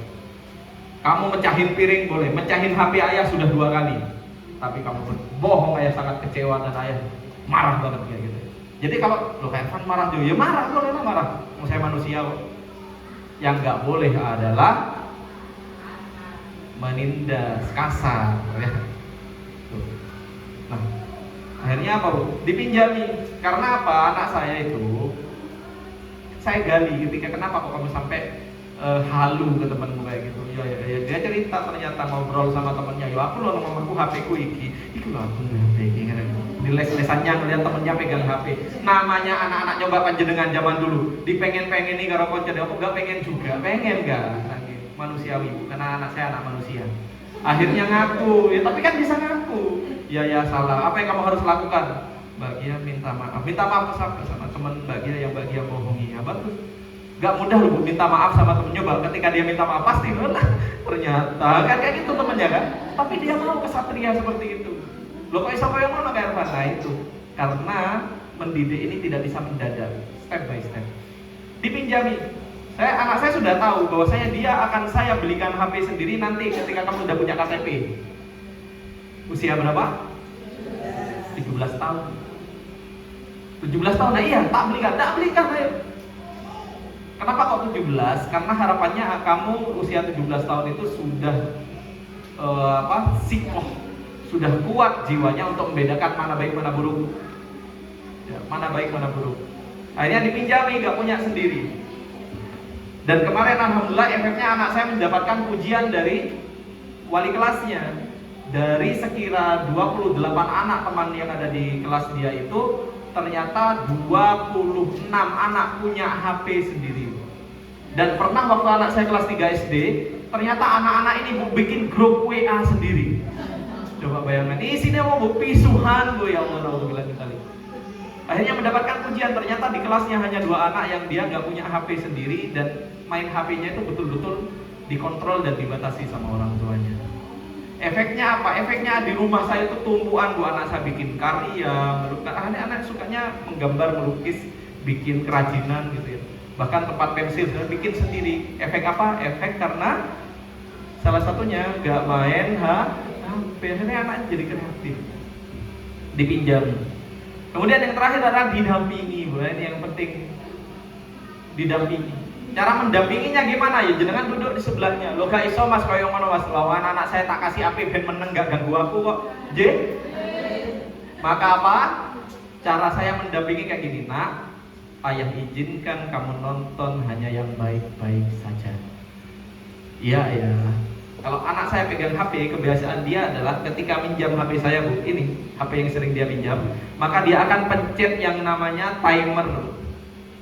Ini timer 15 menit. Ini waktu yang kemarin dia pakai kayaknya. Jadi anak saya itu kalau mau minjem HP saya itu di timer, mau nonton di timer. Nanti timernya bunyi dikembalikan ke saya. Oh, siapa yang benar kayak Pan? Mendidik tidak mendadak. Anak kelas 5 itu sudah saya mulai sejak dia masih TK. Sejak dia saya izinkan untuk nonton HP saya, pinjam HP saya. Oke, seperti itu. 15 menit. Ya. Cuma anak saya sekarang semakin pintar, gak mau kalah. Jadi misal mau nonton YouTube gitu kan, saya hidupin timernya. No ya. Kan masih belum milih ya. Milih dulu. Jadi filmnya diputar baru timernya dihidupin. Walah, mau rugi bocah ini. Itu ya. Jadi ini Bu, dibutuhkan dipinjami, didampingi. Mumpung anak panjenengan masih SD, masih bisa panjenengan atur, bikin aturan 3D dengan anak. Anak saya tahu aturan 3D ini. Cuma sayang dia gak ikut. Kalau dia ikut tak tanya di sini supaya dia. Coba 3D aturan HP apa kan disebutkan. Yang pertama dibutuhkan, yang kedua dipinjami, yang ketiga didampingi. Gitu. Nah, Bapak Ibu sekalian, maka anak yang tumbuh dengan fitrah cenderung dia akan menjadi anak yang minder nopo pede. Anak yang tumbuh dengan fitrah yang baik minder nopo pede? Pede, percaya diri. Hanya saja Ibu, anak itu gak ada Bu, anak itu tiba-tiba pendiam, anak itu pemalu segala macam. Dan anak itu semuanya dilahirkan selama dia fungsi seluruh organnya normal, dia percaya diri. Kalau iso kayak dia percaya diri ya, sejak dia masih sperma Bu. Dia adalah yang paling terdepan, paling percaya diri untuk menembus sel telur. Akhirnya jadi anak itu sekarang. Secara fitrah memang dibuat seperti itu. Kadang kitalah yang mematikan fitrah Ananda dengan ucapan-ucapan toksik yang mungkin gak sengaja. Saya ingin ngecek ke panjenengan, Pangapunten. Apa yang mau dicek ya, Irfan? Kesehatan komunikasi antara panjenengan sama anak. Ya. Karena kalau anak sekarang bilang Pakku toksik, Mbokku toksik. Toksik yang gimana? Kita ternyata ketika evaluasi setidaknya ada 10 cara komunikasi kita yang itu bisa meracuni jiwa dan hati anak. Ya. Melukai, menyakiti hati anak kita, mematikan fitrahnya. Komunikasi yang gimana Kak Irfan? Ini ada 10. Tolong saya ketika menunjukkan ini, panjenengan kalau misal pernah melakukan, tolong jawab ya tapi dalam hati saja. Oke? Kalau melakukan, pripun cara jawabnya? Iya dalam hati. Kalau tidak melakukan, silakan jenengan boleh geleng-geleng. Gak mas aku gak kayak ngomong gitu ya. Siap nggih? Oke, baik. Yang pertama adalah yang termasuk toxic communication adalah menasihati ketika marah. Kita menasihati anak ketika kita lagi marah. Contohnya gimana? Contohnya adalah anak kita pulang sekolah jam berapa Bu? 12:30. Pulang jam 12:30. Ketika pulang sampai rumah, biasanya jenengan suruh apa anak ini? Suruh ganti baju. Alhamdulillah. Itu efek MBG. Kalau dulu, nah makan dulu, gitu kan ya. Sekarang kan ada MBG, wes karek monggo lambe. Dan sholat. Oh belum dapat. Oh sorry Bu. Ini saya belum riset di sini. Biasanya disuruh ganti baju, suruh makan. Habis suruh makan, suruh apa? Istirahat. Karena nanti sore mau TPA, mau ngaji bener nggih. Tapi anak-anak apa ya mau? Pengennya gimana? Main. Tapi karena panjenengan ingin anak panjenengan itu tidak kecapean ketika TPA, gak ngantuk waktu nanti di musola, panjenengan nyuruh dia tidur. Wes ajak turu wae. Iya mah tidur. Panjenengan ke dapur, tiba-tiba sepedanya udah wer. 10 menit kemudian Bu, anaknya datang lagi Bu. Sepedanya nggak dinaikin tapi dituntun. Oke. Kakinya lecet, kepalanya bundas. Ya, sepedanya dituntun, ban copot digendong. Nah, kira-kira apa respon kita? Apa yang kita ucapkan? Wis tak omongi. Ngono nek gak manut karo mama. Anak sing gak manut ku durhaka masuk neraka. Bu, anak yang durhaka apakah masuk neraka? Lah iya, Al-Quran yang bilang, Rasulullah yang menyampaikan, betul ya? Durhaka kepada orang tua, balasannya yang pertama di dunia, yang kedua di akhirat. Berarti anak yang durhaka masuk neraka, benar apa betul? Benar, yang jenengan sampaikan, betul atau tidak? Betul, pertanyaannya yang diingat sama anak, pesannya apa marahnya? Marahnya. Coba, panjenengan menasehati ketika marah, pernah nopo mboten? Bu, jawab dalam hati kalau iya ya. Oke, kalau iya silahkan jawab dalam hati, kalau tidak geleng-geleng. Yang kedua, ngasih label negatif, ngecap anak kita penakut, pemalas, bodoh. Sensor ya dapet, sensor. Ya, ngecap anaknya males, bodoh, segala macam. Pernah dong betul. Lo kok menang kabeh? Karena saya pernah punya satu teman saya ini seorang pengusaha kosmetik dan fotografi di Kota Madiun sana tuh cerita, Mas ini gimana anak saya nomor 1. Dia itu menjadi peminder padahal dulu anaknya ceria. Kenapa? Setelah digali ternyata anaknya nih bilang gini, ngapain aku belajar lagi, aku gak ada gunanya. Lo kenapa aku bodoh? Loh, enggak, kakak pinter, ayah yang bilang aku tuh bodoh. Coba bayangkan, padahal ayahnya ngomong cuma guyon, nilai dia bagus, emang kamu nih bodoh gitu ya. Guyon niatnya ayahnya dan dia kebiasa, gak sengaja gitu, gak niat untuk menjadi, tapi coba apa? Sampai SMP anak ini kepikirannya seperti itu. Nauzubillahi min dzalik, teracuni. Kemudian yang ketiga, tidak fokus saat bicara dengan anak. Disambi main HP, nonton rajin, nonton TV, ngosek WC, dan seterusnya. Coba, pernah atau tidak seperti ini kepada anak kita? Bu, dalam hati Bu kalau iya ya. Ya, siap. Oke, baik. Kemudian sering membanding-bandingkan anak kita, baik dengan saudaranya maupun dengan anak tetangga. Dan kadang tidak adilnya kita dalam membandingkan anak kita, kekurangan anak kita dengan kelebihan anak tetangga. Maksudnya ingin memotivasi, bu koyo mbakmu ini tuh kan dulu mbakmu ketika masih di MI ya, nilai matematikanya 95. Bunda ki ngajarinya gampang banget awakmu, ya Allah, mosok 5 kali 5 50.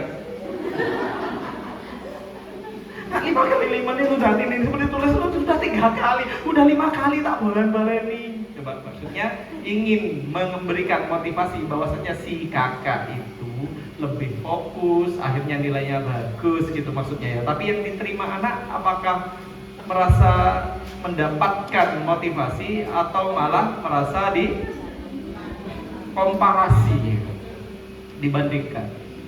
Coba cek pernah atau tidak seperti ini kepada anak kita. Kemudian yang berikutnya adalah nanya sendiri, jawab sendiri. Contoh gimana? Besok hari Minggu, hari Ahad.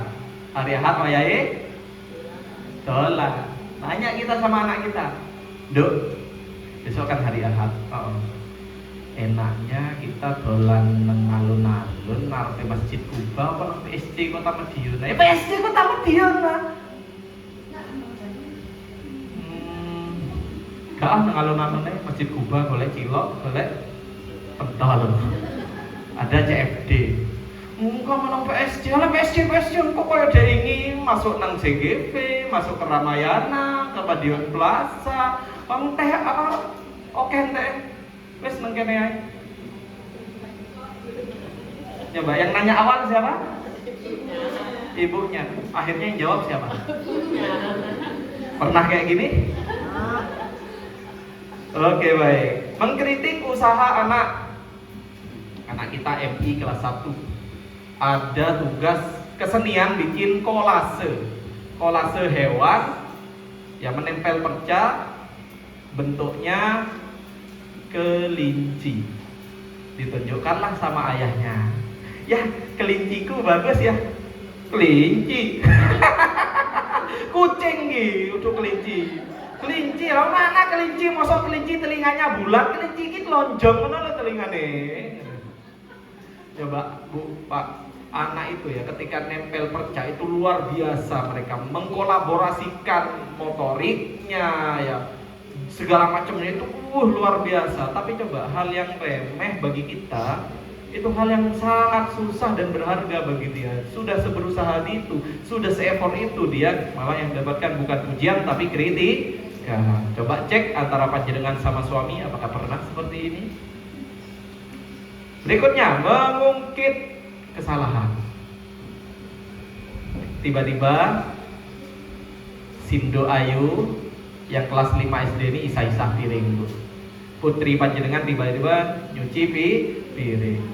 Tapi karena jenengan punya trauma atas apa yang dia lakukan beberapa hari sebelumnya adalah panjenengan wis dolanan HP ya ini. Ndak mau, aku kan mau menjadi anak yang solihah, berbakti kepada orang tua, rajin menabung, kaya raya gitu kan ya. Aku mau cuci piring, gak? Ojo, kemarin piring 5 santek sak botol teh opo gitu. Mengungkit kesalahan beliau. Akhirnya anak merasa apa? Aku tidak benar-benar dimaafkan oleh ibuku. Dia merasa minder, merasa agak berharga, selalu salah di mata orang tua. Mengancam. Perlu dijelaskan? Gak usah ya, saya tanya aja, pernah nopo mboten? Loh kok gak ada yang geleng? Memotong pembicaraan anak. Oke. Dan di FI Al-Islam ada outdoor learning keluar. Ada, biasanya kelas berapa aja? Outdoor learningnya setiap tahun? Oh enggak. Kelas oh gabung outdoor learning kemana Bu biasanya outdoor learning? Yang pernah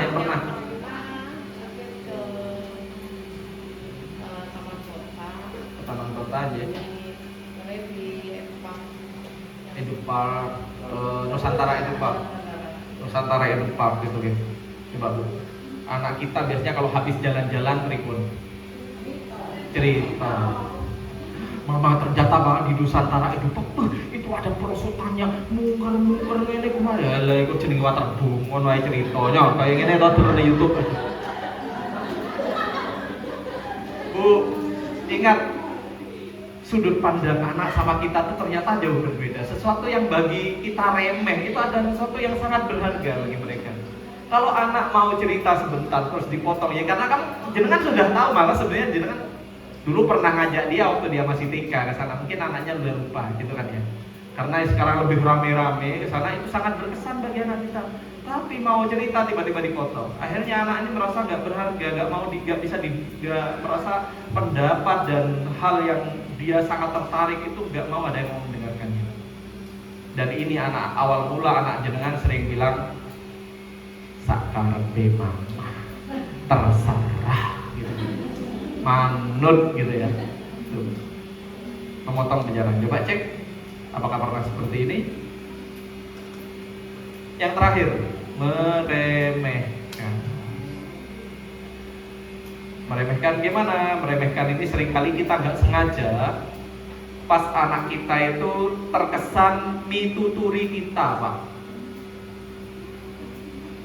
Man, katanya kalau makan nggak boleh sambil main HP. Katanya harus fokus supaya cak cilik ngomong iki lho mama gitu tuh lho. Enek orderan WA terus nek gak tebak piye? Ayo. Coba bayangkan anak kita ketika mengkritik, ketika kita ngasih kita nasihat, mituturi kita sebenarnya itu sedang menunjukkan panjenengan sukses dalam mendidik dia. Loh kok bisa sukses kan Pak? Iya, Anak yang bisa menyampaikan kritik, bisa menyampaikan nasihat kepada kita, ya termasuk saya, anak saya waktu itu yang nomor 1 ketika masih TK, pernah tuh ketika saya, Mbak, ayo cepat sini gitu, karena sudah berapa kali tak panggil, tiba-tiba anak saya datang dengan bilang, ayah, la tatub walakal jannah, janganlah ayah marah maka bagimu surga. Anak TK, arutan les cilik gitu. Bisa saja saya bilang seperti itu, tapi sebagai orang tua saya ya Allah, ya maaf nak, ayah tuh dari tadi panggil kakak lo nggak dengar, makanya ayah kerasin suara. Ayah marah? Nggak marah, ayah cuma manggil lebih keras, khawatir mbak nggak dengar panggilan ayah gitu kan. Kalau kita berhasil, kalau kita membuat anak kita bisa mengkritik atau mungkin menasihati kita, tandanya panjenengan 1 berhasil membuat anak itu tahu mana yang baik dan tidak.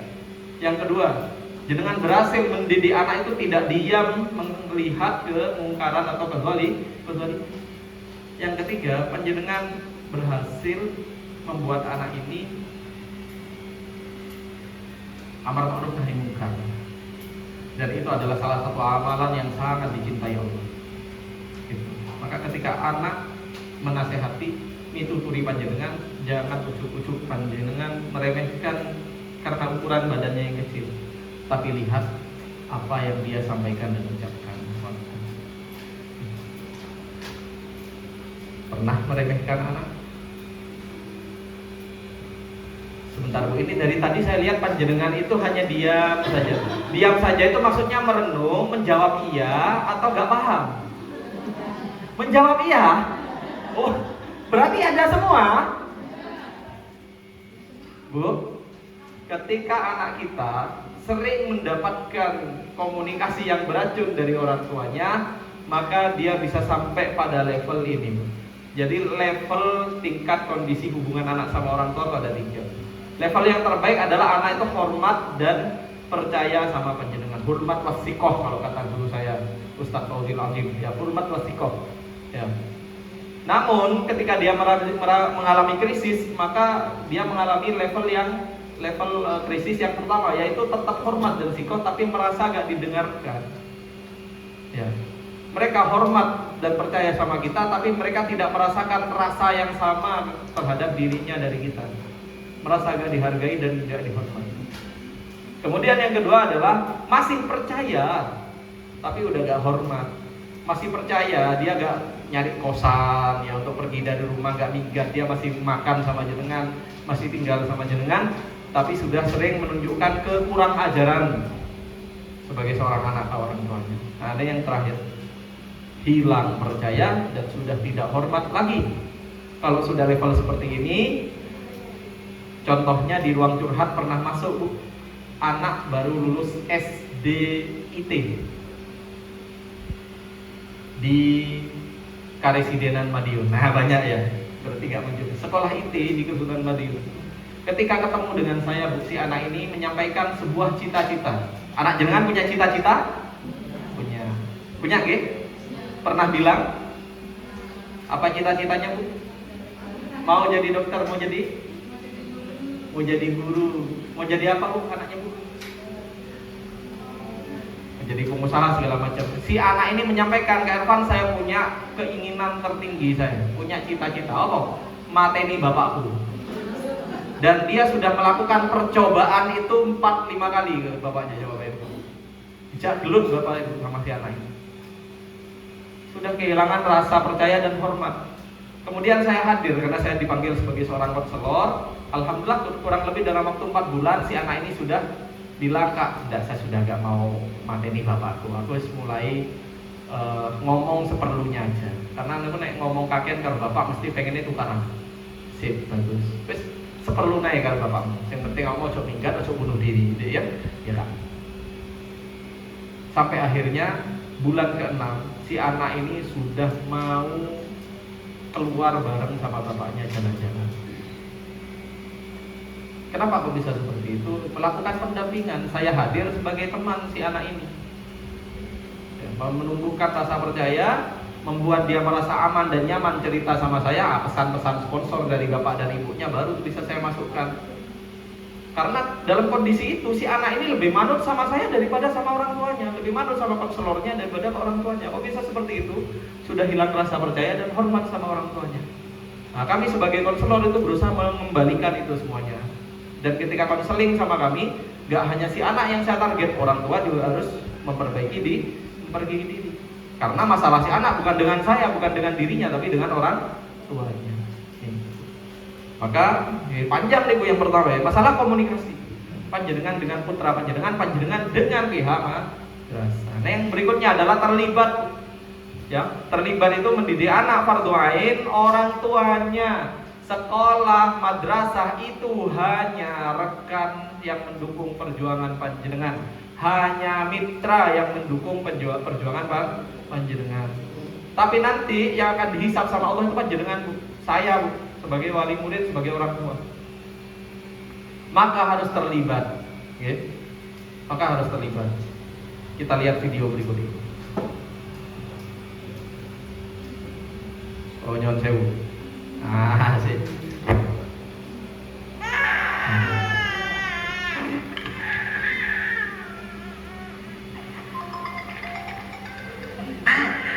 Ya, ada bapak-bapak muda baru punya anak, bingung anaknya nangis, coba dimiin Pak, lo piye caranya ngemiin mah? Wes ngene mama puterin kartun nih Pak, tontonin YouTube. Ternyata yo sik nangis aja. Wis pangene Pak video call Pak, tak liling online kan ya, di liling online. Aduh, kuwi mana nih? Kuwi. แม่อยู่นี่ไงลูกเห็นแม่ไหมคะจำไม่ได้จะเอ๊ะ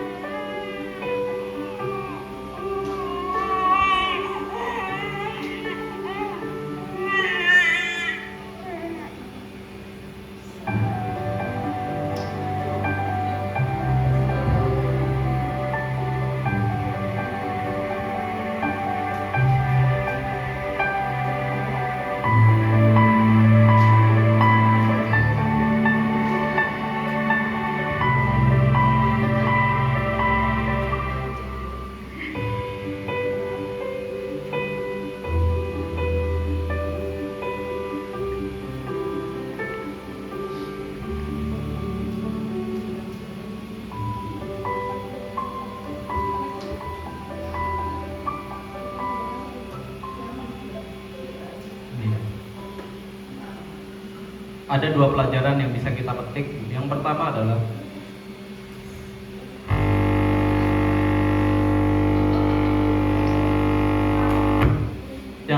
adalah anak itu secara fitrah butuh kehadiran panjenengan secara langsung, butuh keterlibatan panjenengan secara langsung, gak bisa digantikan. Sehebat apapun fasilitas gadget yang panjenengan berikan, sehebat apapun sekolah yang jenengan anaknya daftarkan, sehebat apapun les yang jenengan anaknya ikutkan, tidak bisa menghadirkan peran kehadiran panjenengan. Di madrasah ini aktivitas apa saja yang dibawa pulang ke rumah Bu biasanya? Aktivitas apa saja? Maksudnya aktivitas, contoh gini, di sekolah anak saya sekolah juga di sekolah Islam, di SD Islam swasta. Di rumah itu kami dapat buku penghubung namanya. Nah, buku penghubung itu buku yang menghubungkan, buku untuk komunikasi saya sama wali muridnya, sama guru Qurannya, sama guru tahfiznya.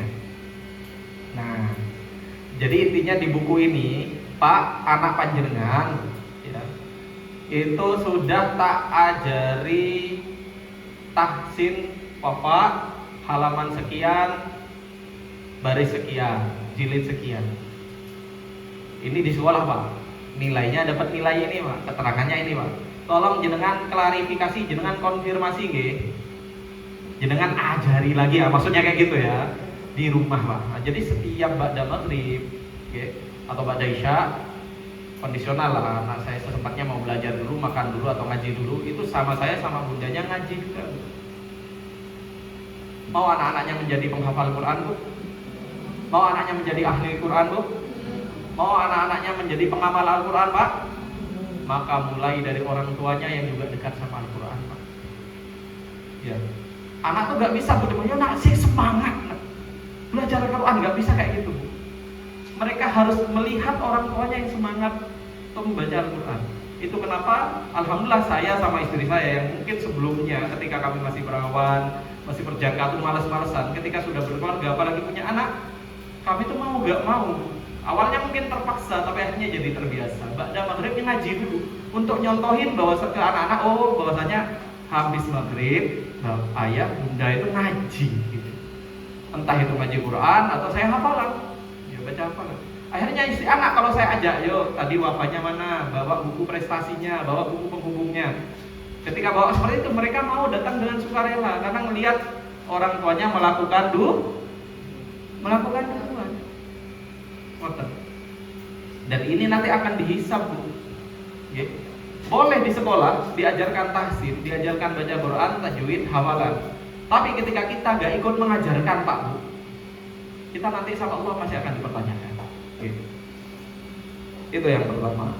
Hikmah yang kedua dari video ini adalah siapa yang punya anak perempuan?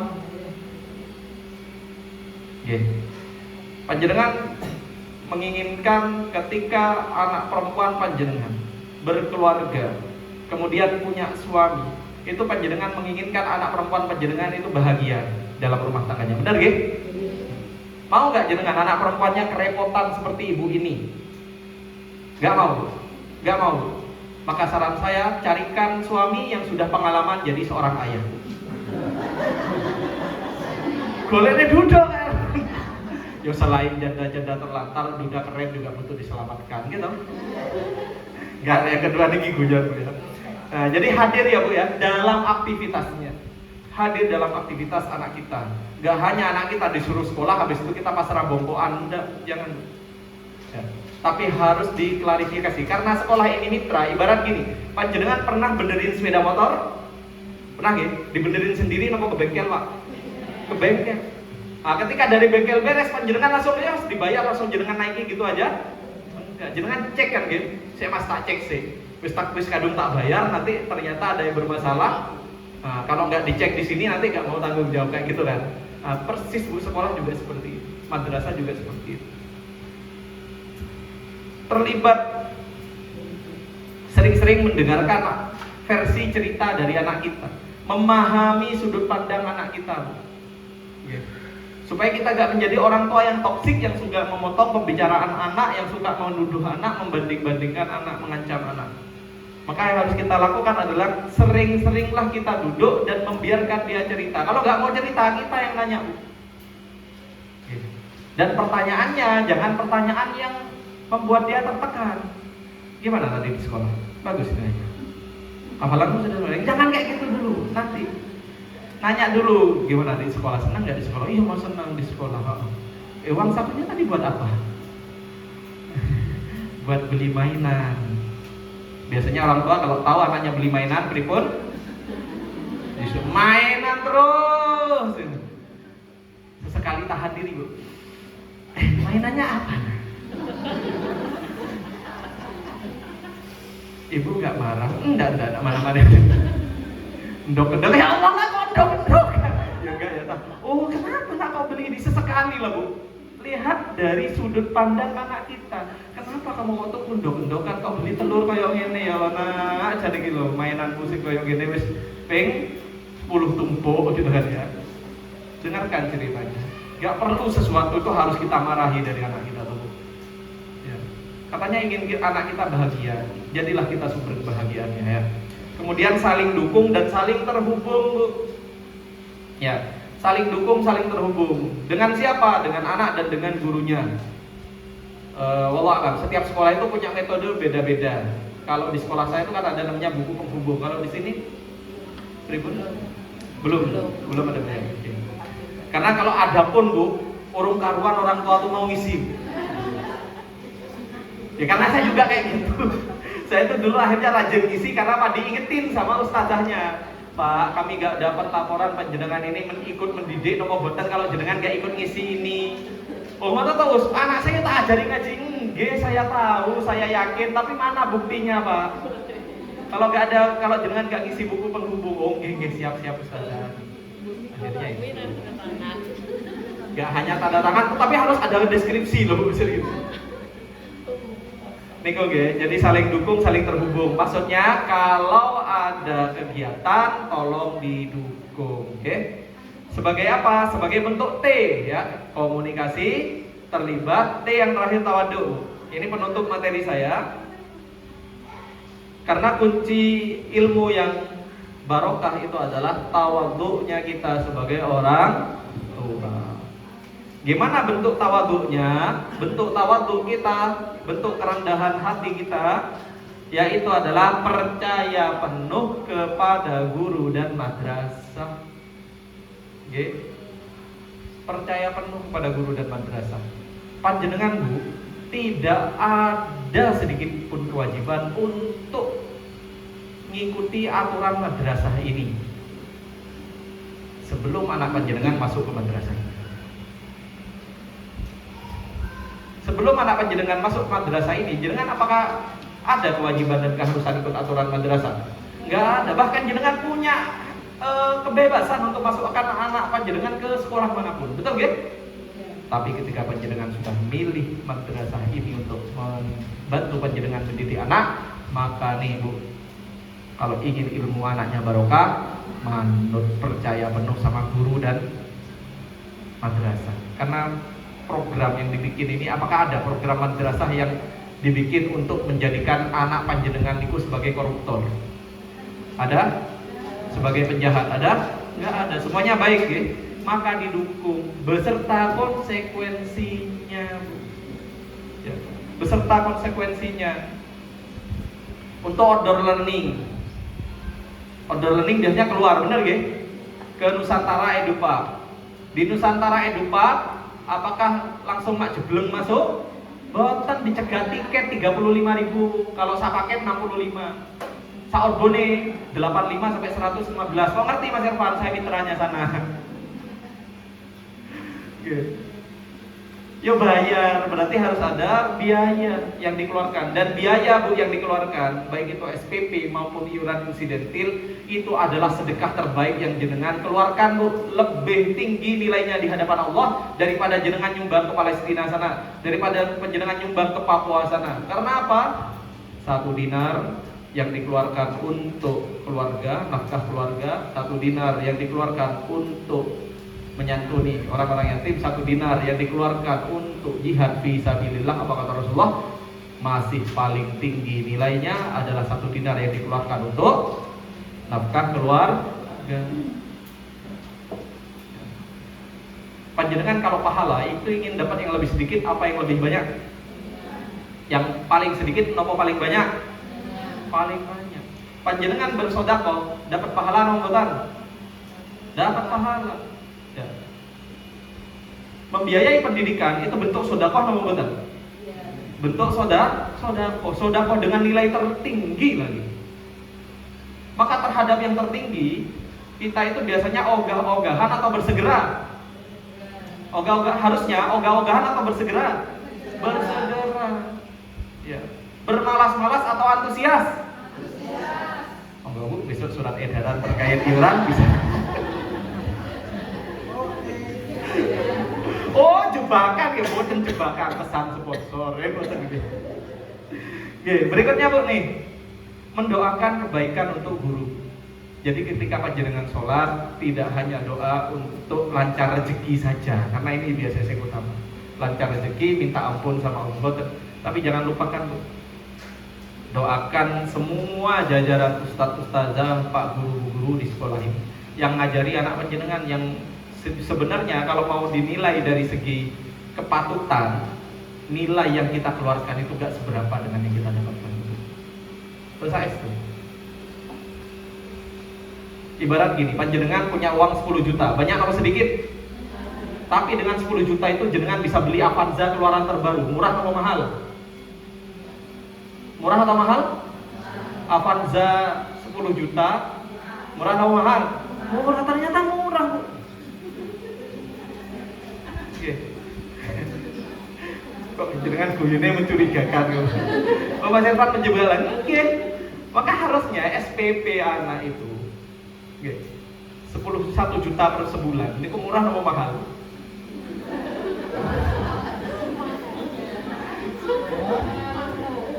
Kalau kita mau jadi orang yang tahu diri dan tahu nilai, 1 juta itu murah.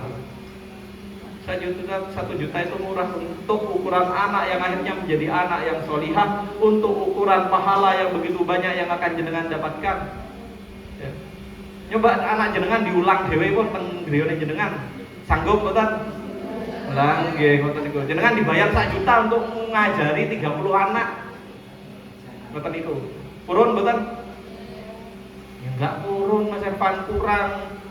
Piro 30 juta anak per kepala 1 bulan. Jenengan ae pengen koyo ngono lah, giliran gulune jaluk ngoten niku jenengan kok protes. Nggih. Untung ya yayasan pihak madrasah itu enggak setega itu kepada jenengan. Ya. Enggak memberatkan itu kepada jenengan. Maka bersyukurlah dengan cara apa? Mendoakan kebaikan untuk guru dan madrasahnya. Tuntas, Bu, memiliki kemampuan dasar. Jadi ketika kita sebagai bentuk kerendahan hati kita, maka hal-hal yang basic dari anak-anak itu harusnya tuntas di rumah. Jangan sampai kita ngerepotin guru itu di madrasah. Masalah anak itu pengen masang celana, mau toilet, bersih dari najis, itu hal basic harusnya kita yang beresin di rumah. Buang sampah di tempat sampah, tidak mencela teman, itu harusnya tuntas di rumah. Ya, jangan sampai kita dapat laporan, Pak, Bu, anak jenengan misuh gitu kan ya. Itu hal basic yang harusnya tuntas di rumah dan untuk berkata baik ya gitu. Jadi yuk kita semangat untuk membriefing anak kita. Jadi ingat, membriefing anak kita di rumah ini adalah hal yang harus jenengan lakukan sepulangnya dari sini. Yang terakhir, Bu, anak jenengan niku manusia atau malaikat, Bu? Manusia atau malaikat, Pak? Manusia. Manusia nek salah niku wajar no mboten? Berbuat maksiat wajar no mboten? Wajar, tapi tidak normal. Nah, bedakan, Bu, ya, wajar sama normal. Wajar itu maksudnya ya dimaklumi, tapi tidak untuk dibenarkan. Maksudnya apa? Anak kita itu wajar Bu salah. Anak saya pecahin HP, anak yang nomor 1. HP saya dilempar sama dia gara-gara apa? Gara-gara HP-nya mau diambil. Nak, alarm udah bunyi, HP-nya balikin. Enggak mau, Mbak Gia masih asik. Nama saya namanya Gia. Ayo balikin, ayah mau pakai. Enggak, bor, dilempar. Waktu itu usianya saya ingat sekitar usia 5 tahun dia pecahin HP saya pertama. Adiknya usia 3 tahun. Diambil, kelihatan, oh HP ayah kok rusak, kotor, dicuci HP-nya, Bu, masukin. Jadi di hari itu saya HP baru seminggu atau 2 minggu beli gitu kan ya. Setelah HP lama saya itu. Akhirnya apa? Saya kasih kesempatan untuk salah. Yang pertama dia masih belum mumayyiz, belum tamyiz gitu ya. Mau soal tak seneni tak pukul ya saya yang dosa malahan kan. Sebagai orang tua. Akhirnya apa? Kasih kesempatan untuk salah. Mumpung masih kecil. Karena dengan kesalahan dia akan belajar. Gimana supaya belajar dari kesalahan? Habis salah dinasehati, jangan dimarah. Ingat, jangan kalau panjenengan lagi marah diam. Sik tunggu 1 jam lagi baru tak ngomong. Tetapi ketika ngomong itu ya harus sudah tenang, ya. Bukan untuk menyiapkan tenaga untuk marah yang lebih hebat, bukan. Ngoten nggih. Nggih baik. Ini enggak ada tanya jawab kan? Perlu tanya jawab dong, boten? Boten, wis kawanan. Insyaallah paham yang saya sampaikan, nggih? Oke, baik. Nah, karena panjenengan paham, maka saya izin, Bu, ini kalau yang terakhir saya mituturi panjenengan. Boleh, nggih? Bu, Pak, mari kita menjadi orang tua yang enggak hanya sekedar ada untuk anak kita. Enggak hanya sekedar ada, kelihatan wujudnya, bisa dipegang, bisa diraba. Tapi ayo kita menjadi orang tua yang juga hadir hadir dan berperan dalam kehidupan Ananda. Sebagaimana panjenengan menghadirkan hati, niat, fisik, mental, pikiran panjenengan ketika panjenengan sholat khusyuk menghadap Allah, begitu juga kita hadir dalam kehidupan anak kita, khusyuk, fokus, pakai ilmu, pakai adab, pakai keterampilan. Kenapa Erwan? Karena Pak, Bu, mengasuh anak itu sebentar aja. Sebentar aja. Anak yang di HP panjenengan itu masih ada foto bayinya, masih ada foto panjenengan posisi hamil, dia masih ada dalam perut. Ternyata sekarang anaknya sudah mau naik kelas 6, sudah kelas 5, sudah mau masuk MI. Sebentar. Maka yuk kita manfaatkan setiap detiknya.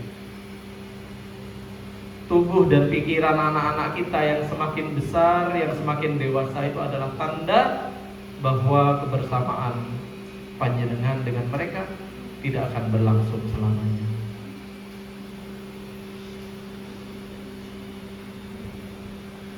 Bapak Ibu sekalian, yuk, ikhtiar kita ada dua. Yang pertama adalah jangan salah pilih sekolah. Yang kedua, jangan jadi orang tua yang toksik. Supaya tidak toksik jadi orang tua, ada prinsip KTT, sinergi antara orang tua dengan madrasah. KTT. Yang pertama karena komunikasi. Kita perbaiki cara kita berkomunikasi dengan komunikasi yang baik. Komunikasi baik 3 indikasinya tadi. Nomor yang pertama, persepsinya sama. Yang kedua, mau bertanya, obrolannya masih bisa enak, gitu. Yang ketiga adalah berlangsung 2 arah. Kemudian T, terlibat. Terlibat gimana? Terlibat pripun? Hadir dalam setiap aktivitas anak yang diprogramkan sama madrasah. Ikut terlibat ya. Jangan hanya panjenengan sekedar yang penting wis diulang ngaji, nang sekolah wis nang omah main ndak. Ya. Biasakan anak itu memurojaah, mengulangi pelajaran, hafalan, ya, taksin yang diajarkan di sekolah. Ya. Saling mendukung, saling terhubung. Oke. Kemudian T yang terakhir nomor tawaduk. Bentuk tawaduk kita kepada madrasah nomor percaya penuh pada siapa? Pada madrasah dan para guru. Yang kedua, habis sholat dalam waktu-waktu mustajab, apa yang kita lakukan? Mendoakan pihak madrasah dan para gurunya.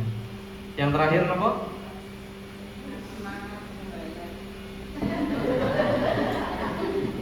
semangat membayar. Jadi mendukung sepenuhnya dengan pikiran, tenaga, dan harta terhadap ya, program yang dicanangkan sama madrasah. Karena kita sudah memutuskan masukkan anak kita sekolah ini, bentuk tawaduknya yo manut, konsekuensinya yo bayar. Dan bayar itu apakah bayar hilang? Boten. Bayar kita adalah bayar dalam rangka sedekah fi sabilillah. Insyaallah akan membawa panjenengan ke surga. Allahumma. Siapa yang mau masuk surga? Nek kayak gini setengah surga, Ustaz.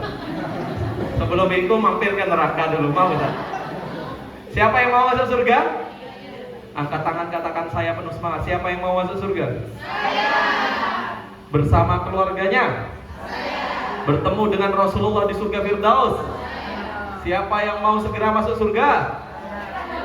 Loh. Kenapa bukan? Ribut? Belum siap. Insya Allah itu yang bisa saya sampaikan. Semoga panjenengan semuanya dimudahkan, bersinergi dengan pihak madrasah, dan kita doakan pihak madrasah niku Bu supaya istiqomah lillahi ta'ala, sejahtera hidupnya. Kita doakan semoga lancar rezekinya. Amin. Semoga 10 kali lipat naik gajinya. Amin. Dan juga naik 10 kali lipat SPP-nya, Semoga selalu sehat dan insya Allah kita dikumpulkan di surganya Allah. Allahumma amin. Itu yang bisa saya sampaikan. Insya Allah katanya cukup buatan sasanya jawab ge. Karena ini kayaknya sudah mulai gelisah. Nopo buatan pada jemput nopo wonten anu janjian. Oh nggih, siap. Insya Allah itu yang bisa saya sampaikan. Mohon maaf jika ada kesalahan.